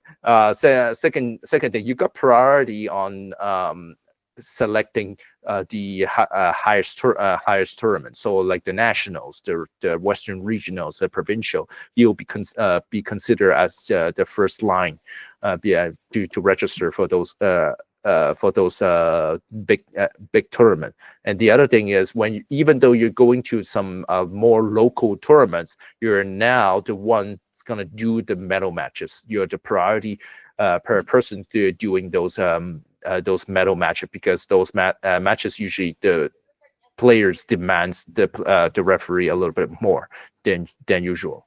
So yes, it comes with perks, but it comes with responsibility. So right now, I'm also mentoring someone from BC remotely. She's a level 2. She wants to get a certification. So you also has to be able to mentor another person to if or reaching a certification. So it's a good thing. It's a good achievement because I was working very very hard, and I felt I wanted to thank my mentor, Garen Jones, that has been working countlessly with me on this, and we have been like spending so much time on the phone, on the court, working on a different aspect of pickleball rules, but it's definitely a long journey. No, yeah, and you definitely earned it, Vic. It was funny because Vic got his certification at the provincials, and right after he passed, he came in and he was doing commentary in the booth with me. I had seen him the day before, and you could see almost like a vein going in his forehead, how stressed he was. He comes to the booth, and it was like someone who just finished getting over a cold. Like, you can tell they're healthy and they're relieved, but they're like completely drained. Like when you walked into the booth that first day after passing, I was just like, oh, I said, I guess it's good because because you're not stressed anymore. But but no, yeah, like as someone who's had Vic as a ref multiple times, and so Vic is definitely one of the few, or not, sorry, they're not one of the few. That's the wrong term. He's one of the refs where every time I see that I have him, I'm like, okay, I don't have to worry about anything on the rules side. Because Vic he makes everyone toe the line. You're not going to have to worry about bad calls by the other team because Vic's on that all the time. So like anyone who does get Vic, you're always in for a good game, at least a good game on the referee side. Whether it's a good game for you in general is up to you. But yeah, exactly. I can't guarantee if you're going to win or not, though. Yeah, exactly. But you'll never have a complaint about the officiating. That's for sure.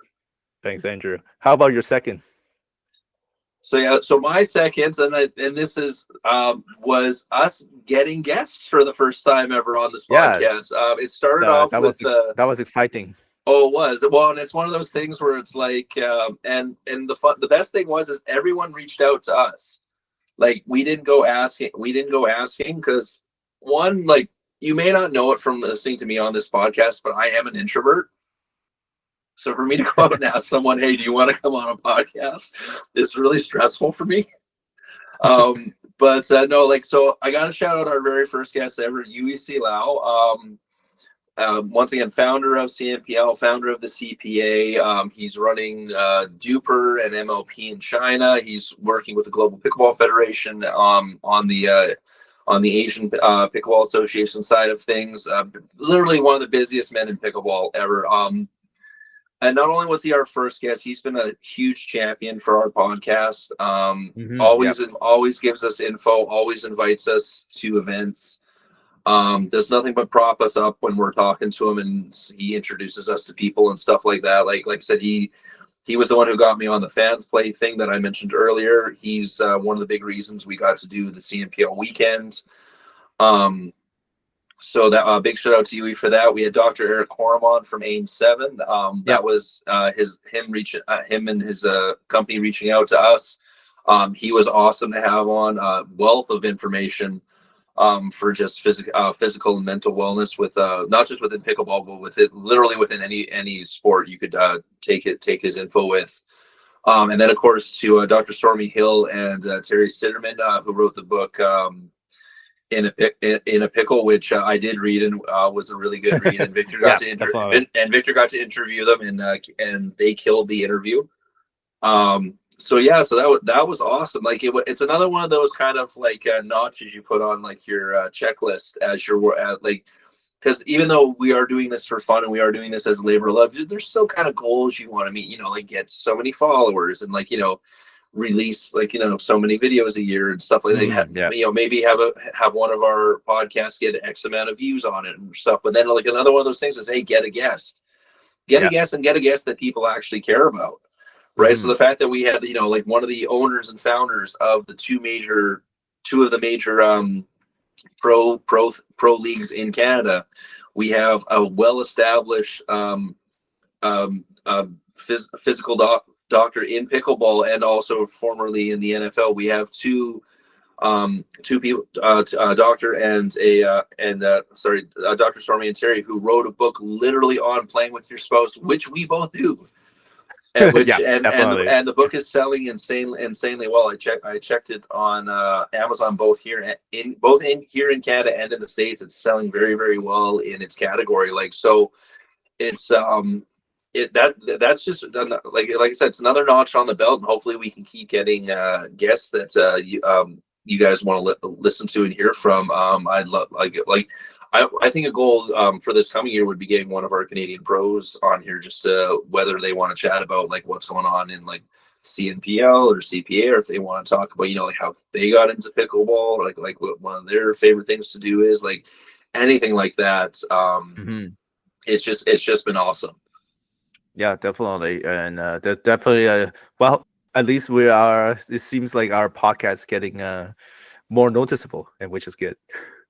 Yeah, exactly, right. And it's like I said, it's one of those things where it's just been a fun ride so far, and like this, and we're only in we're right at the end of year 2, right? We've only been like, I've been doing this for 2 years. Victor's been on with me for just a little bit over a year now, and Yeah, like it feels like it, and we got so much more stuff to cover. There's so many more pro leagues opening up in Canada, like the NAPP, the APA. I can't remember what the one in Quebec is called. Is it EPA, EPA and stuff like that. So like, so much more stuff for us to cover. There's new facilities opening up. Like, we got invited to the Rays Athletics facility. We're like, and like, even though the Victor got invited to the High Sports opening when he was in Ontario and stuff like that, right? So it's just been like something that's been continuously going. Our Canadian pros have been so kind to us with their time, and just whether it's, you know, even just messaging us on Instagram and saying, "Hey, love the podcast," or like, "Oh, yeah, hey, that's really fun. thanks for the shout out," and stuff, like when we've talked about them competing elsewhere. Yeah, it's just been a blast so far. Definitely, I definitely agree. All right. So we have a little bit of news leading into the new year for to finish off the podcast with. I guess we'll start with this really quick, just because there's not a lot of info quite on it yet. But they have announced where the 2025 Canadian Nationals are going to be. They're going to be in Winnipeg. Now, Vic, you have a rough idea of where it might be? Actually, have like the facility? I don't 100% be sure yet, because I've been looking to it. Okay, where can they place that national gonna be? Both, because right now, if I look at pickleball Manitoba, mostly has been played on like tennis courts. There's no like definitive pickleball facility that has been building at this moment, except there's one that confirmed they want to go to Winnipeg, which is the Pickler. If a lot of people have heard that this company Pickler is huge in USA, it's almost like a franchise of Race Athletic, basically. But everywhere in the state, I think they have 40 basically a facility in the United States. They started out from Utah, and then they just expanded all around the states. They did announce they want to they already had secure a location in Winnipeg for that. But I haven't been able to hear more information if they're gonna be able to open in time for the national, because they have a pretty big warehouse that they are able to secure. So at least 20 courts that they can be placed. But still, nothing has been coming out yet. So I'm a little bit concerned where they're gonna place that national, because otherwise they're gonna have to use tennis courts, or they have to rent like what Kingston has done a couple of years ago, a arena or a conference center, and put some court in there. Yeah.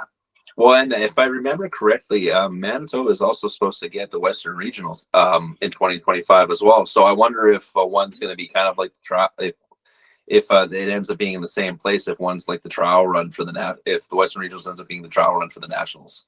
Exactly. I did see that, and some people also actually commented like, why you pick this Western Regional at the same time at the National, because then some people will not travel for the Western, will in detriment to try to just go for the National. So I don't know yet what's the reasoning being going to to Winnipeg twice this way, maybe for that trial run, or maybe to promote the big facility that they're gonna open up. I don't know. I do not have that inside information yet.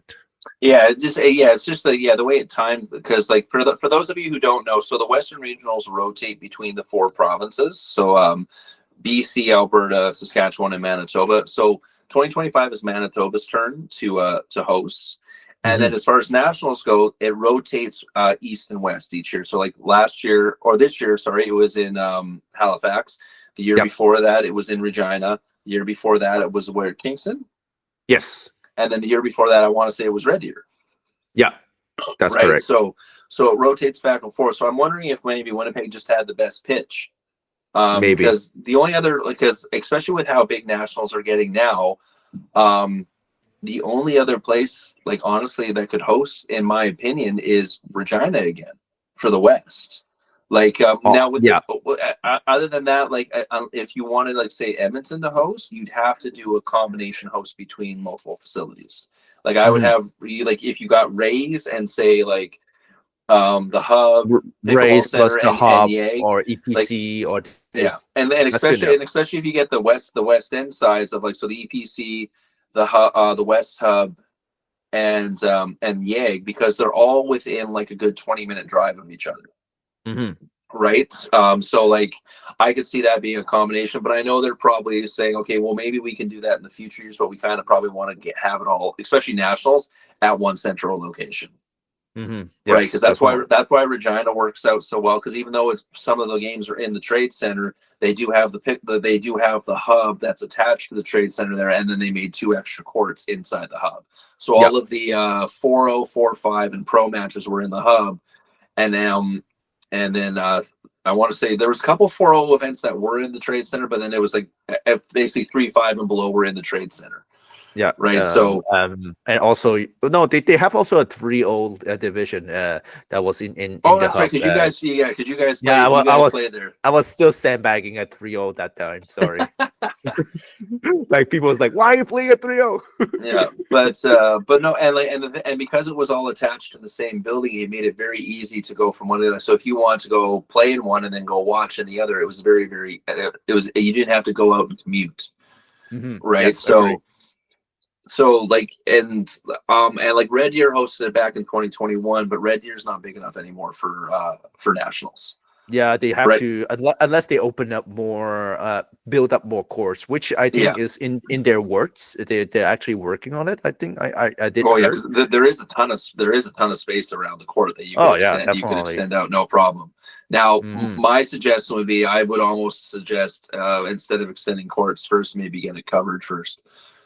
Well, or do it actually, to be honest with you, Spruce Grove will have enough courts, because they're going to have 24 outdoors plus 14 indoors, right? So they will have enough, but not next year. They won't be finished until the end of 2025. So that's why. So then you're looking at they could host nationals at 2027, probably 2027, and then provincial at 2026. Or Western regionals, depending on. Western regionals for Alberta would be 2026. Would it be? Because that after Manitoba, because it goes BC, does it Alberta, go all the way back? I think it does go to because what was it? BC hosted it last time, right? Yeah, Before exactly. That? Does it go to Saskatchewan then? Yeah, it does. Yeah, I think it goes to Saskatchewan. So probably Regina. So you might see Alberta host both Westerns and Nationals in 2027, and with Spruce Grove being built and Rays being right there, there's two. You could even have them share. to be honest with you. Like, and not even have to worry about outdoor courts at that point. Just have just both indoor Everything facilities. indoors, exactly. Right. That's And totally possible. And yes, they're a little far away from each other. Like I say, that's what, more of a 40-minute drive or a 30-minute drive, depending on traffic. Oh, it's not 30 minutes. It's probably just a solid 20. It's not that far. Yeah, and actually, because Ray's is the very first exit off the exactly. highway there. It's not that far, actually, to be honest with you. But because Spruce Grove, we'll see. They said 14 indoors, but they said that the promoters say they can expand it to 28 indoors too. So that's to be confirmed. Not sure yet. Yeah, because 28 indoors plus 14 outdoors, like that's no, good 28 plus 24. 28 plus 24. Oh, 28 plus 24. Yeah, so that would cover completely for nationals. The problem that you run into then is, do you get rained out? Because it is Alberta. Yeah, that's possible. But you still have 20. You still have 28 indoors. Not too bad. 28 is still good. It's just, well, and because nationals is spread over 5 days, you might be able to pull it off with just 28 courts. But I want to say you can, and there's enough other indoor facility in Edmonton right now that you can just deal quickly. Hey, can you just take those category for today, right? Well, yeah, and that's why I was suggesting have them split it with Rays, because Rays, there's another 22 right there. Exactly. Right. So it's like, so then you have like a good 48 plus indoor courts with outdoor surface. So everyone's getting high quality courts the entire time, and you don't have to worry about any weather issues. Exactly. Agree. Right. So, all right, and we have I guess we'll give this one too. We have a couple Canadians playing abroad coming up. Is it this weekend? Oh yeah. Yes, it is this weekend. So while probably that podcast is coming out, they're probably already playing. So we have Ernesto Fajardo is going to play at the PPA Daytona Open. I think he's partnering with Ryan Torrenson, and also partnered with Adriana Rodriguez, which is Christina Shin's woman's partner. So that's what I heard. I did not hear about other Canadian that's going to play. Catherine Parento is not playing. Obviously, she's taking a break. The Walker sisters not really Canadian anymore, but we can talk quickly. They're in I think they're just coming back from Vietnam, so probably they won't make it in time. However, Jeannie Bouchard is still playing. She has that black eye getting hit in her eyes. She's still slated to play that PPA that Daytona Open. So it's going to be interesting. Good dedication from her. Yeah, she'll just probably have the safety glasses on, I would assume. Yeah, exactly. And I know actually that's starting to become. I know Vern. I just saw on Vernon Pickleball's thing that they are requiring protective eyewear for any event that they host. Exactly. So I can see that being a thing. And honestly, it's not that big of a deal. Now my glasses. So I'm gonna kind of showboat here a little bit, because for those of you who follow me on Instagram, there are 2 videos of me using these already. Yeah, the Ray-Ban Meta. Here you go. Yes, actually, yeah. So you can see my Clark Kent glasses here, because that's literally what they look like. So for those of you watching, I got them on right now. So yeah, so these I'm gonna start wearing these at tournaments, and the thing I like about these is these are I'll take them off now. These are transition lenses. So when I'm outside, they darken up like sunglasses, and then when I'm inside, they just become clear. So there's no so it doesn't bug me. But my eyes, it comes in regardless. So so I'll be able to have some like first person view matches coming up the next tournament. Me and Irene go and play, and then I can already say, well, there you go, I got glasses on, so you can't bug me about that. And I know Irene's already looking into possibly getting a pair of pickleball glasses. She's just not sure which ones to go with yet, but I know she's been looking at a couple of designs. So nice. Yeah, and I saw a lot of people also especially in Edmonton. I think probably that's a trend from Edmonton. What some of them that have been using is they actually take just the frame of the Oakley. A lot of people say, "Oh, glasses, I can't see anything in it because of the glasses." So what they've been doing, they take the frame, but they just take the lenses off. So basically, they just put the frame on there on on their head. So therefore, there's no lens that's bugging you. And if the ball hits, you have like the frame gonna protect from hitting your eyes. So that could be another option. So it would be the full frame then with the bottom piece, not like the Oakleys that exactly. are like the open bottom. You have it the bottom piece exactly. Yeah. The bottom piece just without the the lenses basically. Yeah. Okay. That's that another option if your people was looking for something more fashion but doesn't want to break the bank neither. No, exactly. Yeah, and yeah, for those, yeah, and the Ray-Ban thing is a Christmas present from my wife. This was not a this is not something I if you're unless you're really into videos and other stuff with these, like they are expensive. Yeah, they're 300 something for that's expensive safety glasses. Yeah, exactly, right. So like unless you're getting prescription safety glasses, right? So but because then they might jump up a little high like that. But no, yeah, like I don't have a problem with that. That's like it's I equivalent to that like visors in hockey.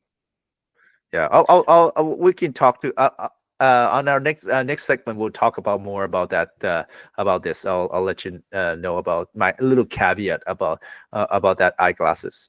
I think there's one more tournaments we don't know about next year, but they just mentioned it on the Pickleball Canada website. They said there will be a Canadian Open Championship.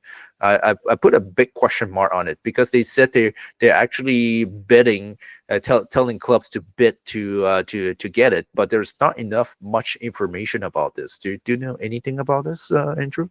I know that it has been on the Canadian Pickleball website for at least 2 years as an option, but I think right now, it's more so it's like, okay, well, you can bid to host it. Okay, so what do you win? Because the whole thing about an open is that you want the pros there. Yeah, and you want prize money, basically. Exactly, yeah. Especially for like, even if you're not having prize money for every category, the pros at bare minimum have to have prize money for something called an open. Yeah. Right. So I think that's the thing with that, because I remember what was it? I want to say it was 2 years ago, like before we even never started the podcast. I was just kind of scrolling through Pickleball Canada, just looking, okay, what's required for sanctioning, what's required for, bidding for like provincials, bidding for nationals, and then all of a sudden I scroll down and I see Canadian Open Championships, and it kind of has the same thing, that bidding process as like what nationals does, and it's supposed to rotate opposite of nationals. So if the nationals are in the east, the Open's supposed to be in the west, and then they flip the next year, right? But right now, no one's bidded for an open yet. So unless they have a bidder lined up for, and this I guess I would assume it would be in the east. Yeah. Now, and I'm wondering if that's gonna play a part in, okay, well, we want to have nationals every year, but like when it's on one side of the country, like say if it's in BC, you're not going to get a lot of people from Nova Scotia or Newfoundland. Yep. Right. Agree. So, but okay, well, let's give them the open to go to.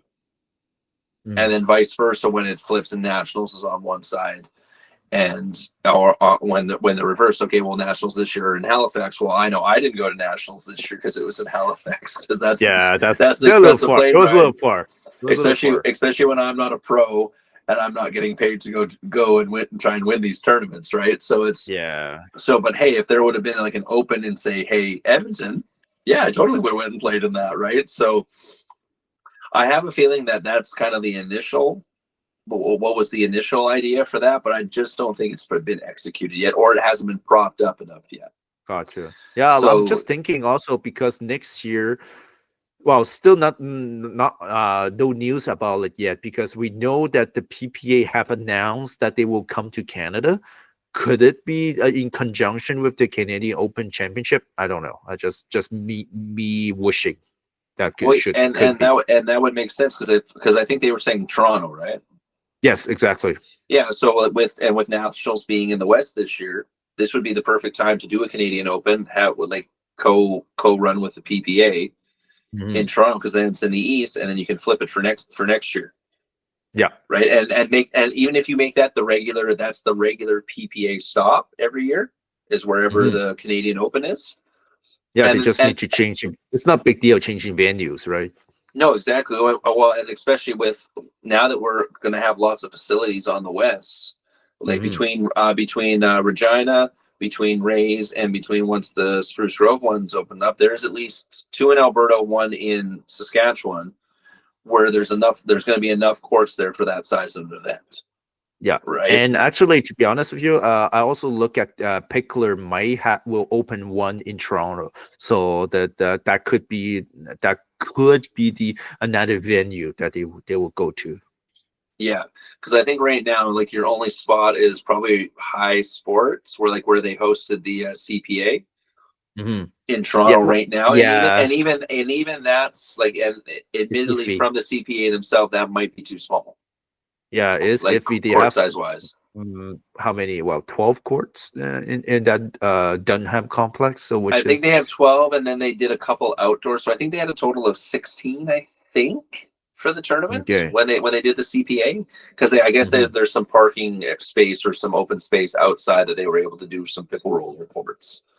Yeah. Right. So, but yeah, so like unless you get a bigger facility opened up, that's going to be tough, right? So, especially with the amount of crowd that it draws, because I wouldn't be surprised if you get a bunch of U.S. amateurs making Yeah. the trip across the border for that event. Definitely. And anyway, we'll see. High Sport has multiple location too, so that because they will have the one that is Stouffville, they can expand. That's what he did. That's what Alex told me about that, and they're lining up with a couple more, which I'm not gonna say out of the air because I don't want to spoil their competition. Yeah, exactly right. So, but and the other thing with High Sports is that they're in really well with EULA and stuff like that. So I wouldn't be surprised if they have help with that, Hmm. with a possible being a possible PPA location. So, Definitely. but yeah. So aside from that, the other big news is that the 2025 rules are out. So Oh Vix, with yeah. you being the certified ref, we'll let you take this one away to finish off the episode.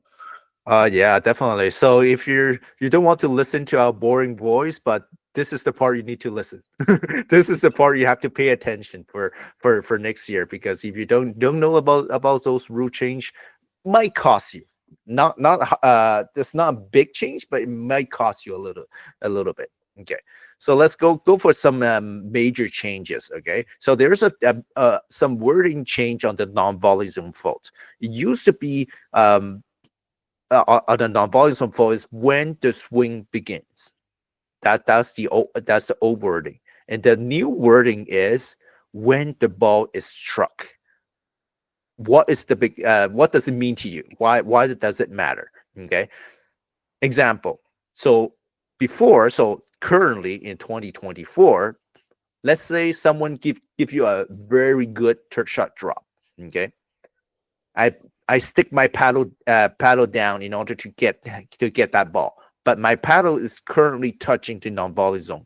Okay, and then I hit that ball on the current rule because it's also considered as the swing pattern. So when the swing begins, this is a fault. I will call as a certified referee. I will call it fault because you did touch the non-volley zone line and or the non-volley zone before touching the ball.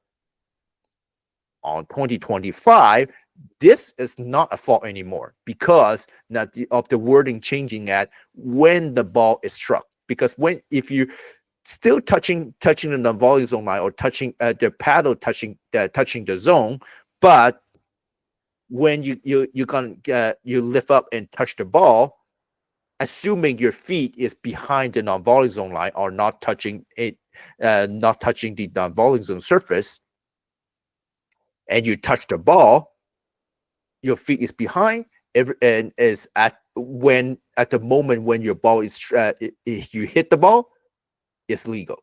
Okay, so therefore you can exploit somewhat into your advantage. Okay, I know this guy or this lady is going to hit me a good third shot drop. I can technically place my paddle into the non-volley zone and then wait for the ball to come and then go touch it. Yeah, exactly. So it's not quite like a volleyball pancake because you still have to be off the ground, but you're able to like have your paddle there and then just do a quick lift. Exactly. So that will be a quick a little change that might matter to you. Couple more that does not it's a major change, but not very significant for me and you. It's more probably for the pros. Is now the technical warning and the technical fault can be carried over for a team on the next match. It used to be just for one match, and if that match is over, that technical warning on technical fault, you start from scratch.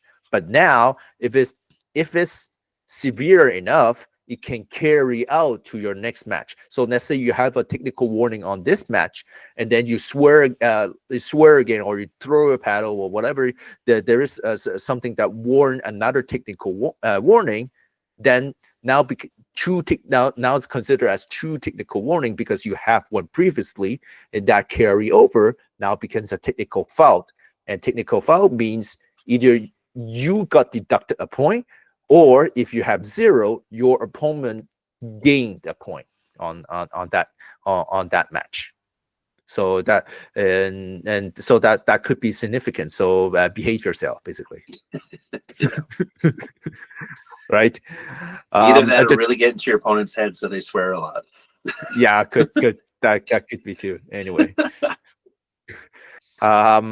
The third one, not a big deal, but because a lot of people now, I have a feeling it's because a lot of people have pros signing their paddles, and then it's like, oh, I can't use that paddle anymore, because you cannot have like stuff written on your paddles, right? When we check your paddles, there's one of the rules saying you cannot have written description on your paddle surface. But now, the 2025 rule change is they permit to have autographs on the surface, playing surface of the paddle is now allowed. So the paddle that you have been signed by Andy Waters or by Ben Johns, you can use it to play if you want to. Yeah, but I don't know why you like, but I don't know why you would do that though. That's supposed to be weird. Up on the wall, like, you know what I mean? Yeah, like I had 2 paddles up here on my wall, but like neither of them are signed. I should bug Nathan about that, actually. Get him to sign one. Yeah, you should get Nathan or Eugene to sign that. I don't know why. Yeah, right. So, but no, like the moment something's signed, it's now a collector's item. Like, why in the hell are you playing with it? Like, I have a signed Matt Sundin jersey for the Toronto Maple Leafs in my room. I'm never bringing that to floor hockey. Are you kidding me? Like, yeah, I know. I know. I don't want to sully that with my sweat or like possibly like get it damaged. Are you kidding me? Yeah, I don't know. It's a weird one, but anyway, if you want to, you're now allowed to. I guess. All right. Other ones are more minor change. That's not a big change. It's like a technicality changes.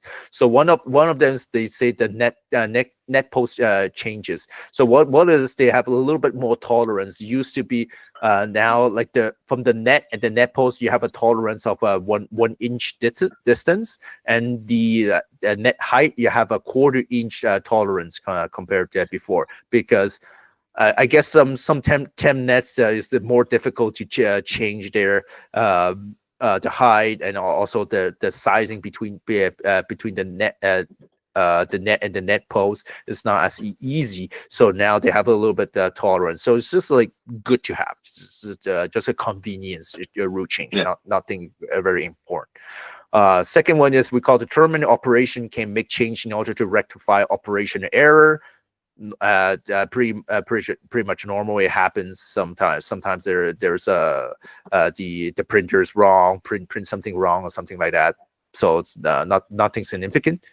Third one is change on the terms to clarify on allowing regular timeout after medical timeout if available. It's already changed this year in 2024 that after a medical timeout, if you have some timeout remaining, you can use them to extend it to see if you can, if the injured player can still play. It's just on the rule book, it was not clarified enough that you can use it. And this time they just do a quick rule change saying, okay, yeah, you can completely, you're definitely allowed to do that if you want to.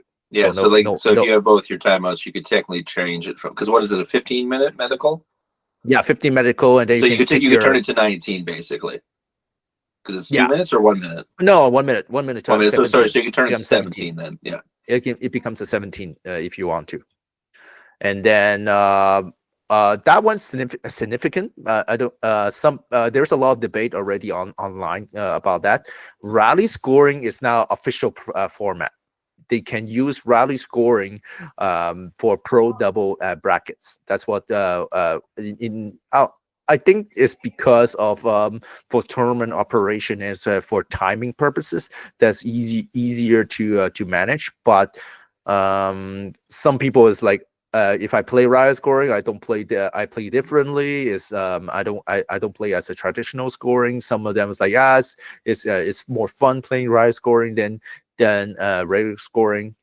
And anyway, but this is a new change that the tournament can change it to a riot scoring. I don't have a problem. I don't have a problem with that as long as it's posted ahead of time. Like, I don't want to sign up for a tournament and then all of a sudden the day of the tournament they're like, oh, we're switching this to rally scoring because we're short on time. I'm like, that's not what I paid for. Yeah, that will suck if they do that. Yeah, but like other than that, like if you sign up for a tournament knowing that it's rally scoring, hey, cool, that's totally fine, because then you know what you're getting into. Because there is different strategies for playing rally scoring than there is for regular. Definitely, it's not the same play. Your serve, you want to be more conservative because every point matters. If you serve it into the net or serve it out, you basically gave a point to your opponent, right? And then you want to make less mistake, because if you make a mistake, you basically give a point to your opponents too. So those is a different strategy playing rally scoring. The fifth one is open gender is approved format is actually to be more inclusive to allow transgender to play, but they will actually have to advertise as an open gender tournament. They can't say, oh, it's just men's or women's. It's going to be an open gender category, basically. That's what I'm saying. Yeah, that's fine. Because you have to include because of all the issues surrounding this, like whether you look at swimming, that's happened recently for Olympics, or not before Olympics, for NCAA and stuff like that. Like, just make it a category. Then that way everyone knows if you want to be in that category, whether you're transgender or not, because it's basically going to be an open gender, so anyone can go in. You know what I mean? Exactly. So it's like, so at that point now, because the biggest issue obviously that's come up is people who have transitioned from male to female playing in women's has been the big hot topic. Yeah, right? because they have the size advantage and power advantage. Yes, right. Like it goes into that, and I can say, like, I have no problem. Like, I have relatives who are transgender, and I'm totally in support of that. But like, as a father who has a daughter who does competitive swimming, I don't want her competing with someone who, like, put it this way, she's 14 and she's one of the top swimmers in northern Alberta for her age. But there's a 12-year-old boy in our swim club who blows her times out of the water. Right. And it's not necessarily because he has better technique and stuff like that. It's literally just because he's bigger, stronger. Like, he's 12 and he's like already like 5'9", and my daughter is like 5'4", 5'3". Yeah, right? That's a big advantage, right? And that's me looking at it at the competitive standpoint. Like, I know there's a big issue with inclusivity and stuff like that, but like, if you just make the category K, it's open for everyone, right? So then if a female wants to go play in that, she can no longer complain, well, it's not fair that I have to play against this transgender person. Well, no, you're also playing against just men. Right? Because they're in that event as well, right? So make the category open. Yep. Right? Now, I have a feeling that most women probably aren't going to play in that open category unless they want to try and push themselves to play against men. Right? Like, if they want that challenge, okay, I'm going to go into this category because right now maybe I'm dominating all the women in my category, and I want that challenge. Like, I know Irene would have no problem doing that here in Peace River. Like, if in Peace River we made an open category, right? Because she's so far ahead of all the women here in Peace River that the only way she's going to get an insanely good match is if she's playing against men. Yeah. Right. So like that's the thing with that one. So yeah, so it's awesome that it's inclusive, and now there's not going to be the issue of, well, I can't play in this tournament. Like I identify as female. I've had the you know, the surgeries and all that stuff. I've done all the hormone therapy, but it's not fair that I can't play. I want to play.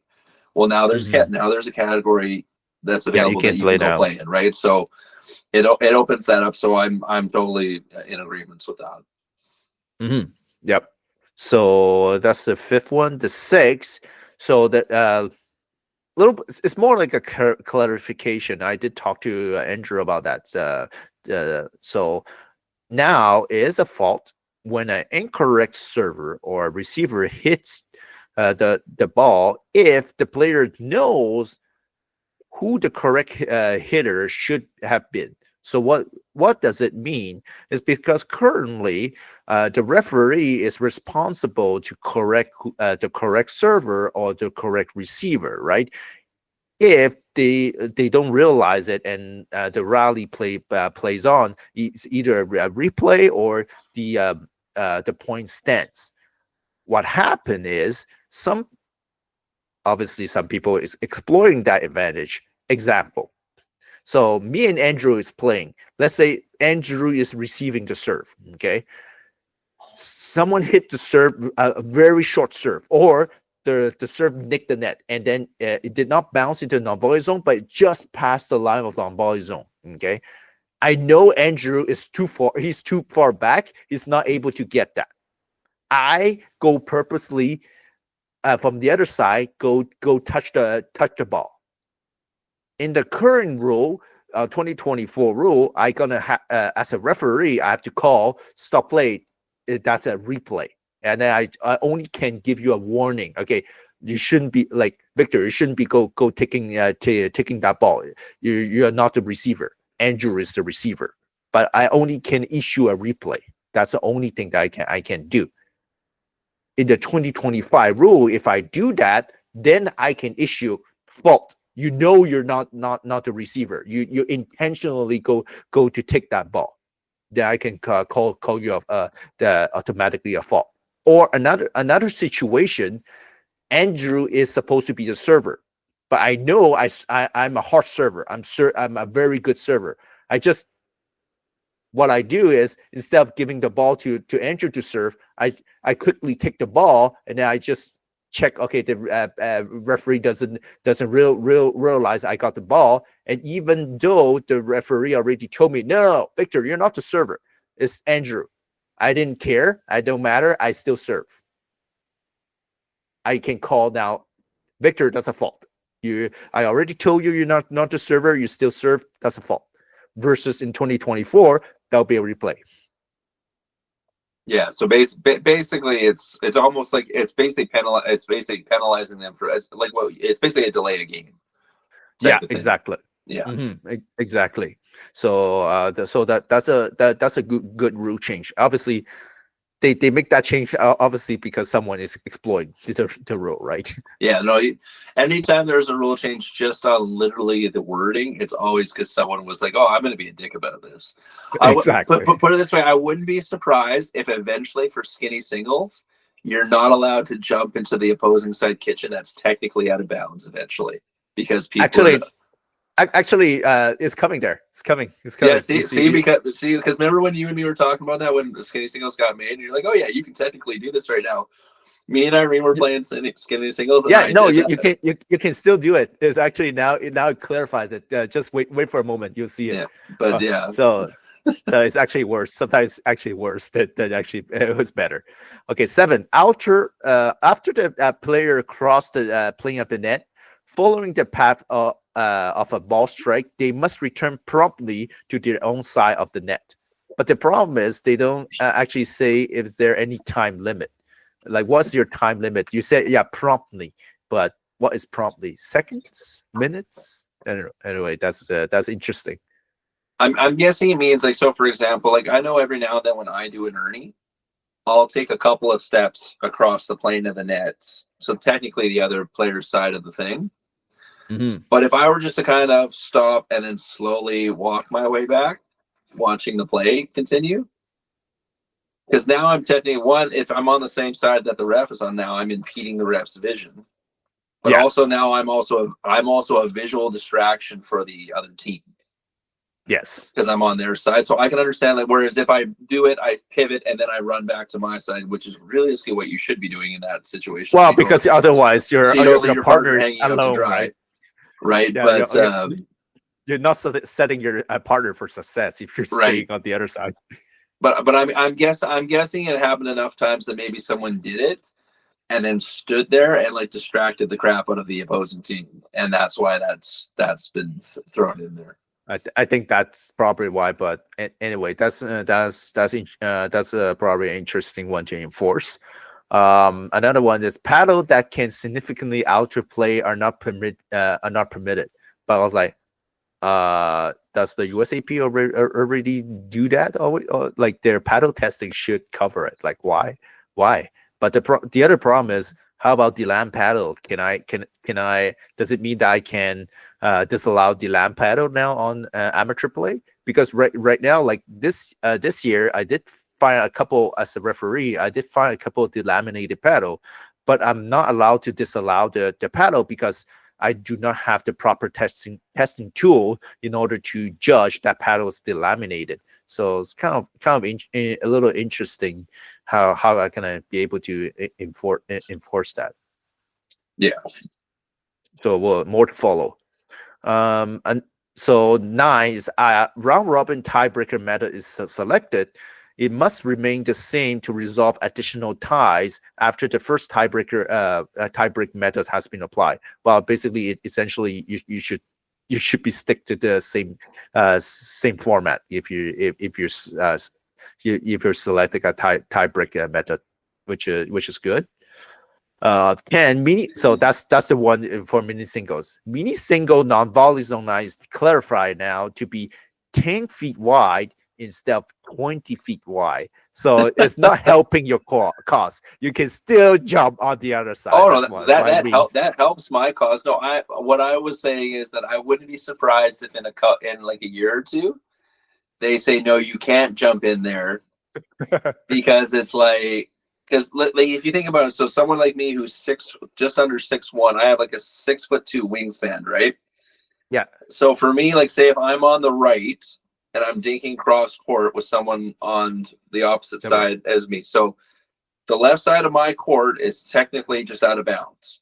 Yes. So if I want to, I would do a hard cross dink to pull them wide. I could literally jump into the left side kitchen and literally just stick my paddle there and slam it back at them when they put it over. Right now, like I said, you still have to have very good timing and very good read to do that. Yeah. But I could see that happening enough that someone's going to say, yeah, no, this is bull crap. We're not going to allow this. Eventually, I can eventually see this being rescinded and say, no, the entire 20 feet of the kitchen is out of bounds. Yeah, I think it should be do that because I did that against Lonnie a couple of times. It really annoys him. It's like, what the hell you're in front of me? He's like, what the hell you're in front of me? I was like, that's allowed. I can stay in front of you. No, like, what the hell? Yeah, I did it to Irene a couple of times too, and she was like, "Oh, you're an ass," type of thing. Right? So. He's so annoying, but anyway, that's clarified now. It's 10 feet wide. Okay, there's some wording change to clarify the service foot faults. After that, you have in a non-officiated match. So for people that does not play tournaments, then listen to this. You can now call any type of non-volley zone fault. It's not only the regular foot fault that regular as previously said on the rule book. So what kind of other non-volley zone fault that can happen? Example, the sideline foot fault. Like let's say when I jump for Ernie, but instead of landing on the non-volley zone line, but I or outside the surface, I still hit one of the line on the non-volley zone line. You can call that. Other ones like let's say a follow through. I hit the ball, I lose my balance, and then I touch the non-volley zone line. You're allowed to call that. Beforehand, you can just call the regular foot faults that when you hit the ball, you touch the line. That's the only one that you can call on the non-officiated play. if there is a disagreement between team calls, so there will be a replay. No change on this one. And if there is a disagreement between partners, that is go to the benefit of the opponent, obviously. So no change. Obviously, pretty common sense. Another one about officiate play. So a player should mention a specific fault to the opponent only after the rally ends. Okay, except service football and a non-volley zone football that has to be called immediately. So that's a more like a clarification when you should call those fault. I'm gonna say if you're calling a service football, the person either has to be like way over the line, or you're gonna have eagle eyes, because I'm not paying attention to that when I'm receiving. Yeah, it's tough. It's tough. Like as a referee, okay, but as a guy playing on the other side of the court, good luck. Sometimes. Yeah, like I guess if you're not the one receiving, you could be watching that, but still, the angle you're on is really hard to tell sometimes. Yeah, I don't know how you call service football from a receiver point of view. Anyway, you can call it if you want to, apparently. That one might matter, okay, for tournament play. Line call appeal must be filled before the score sheet is initiated. Okay, so basically, a lot of times people will in the official play is like, oh, ref, did you see the ball, right?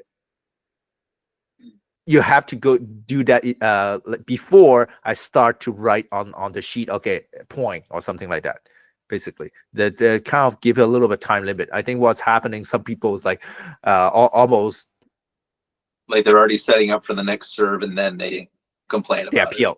Exactly. Well, the one of the terms, if you go to the rule, the referee rule book, okay, they actually said that they can appeal until until a certain point, until the next ball has been served, and that's taking so much time, right?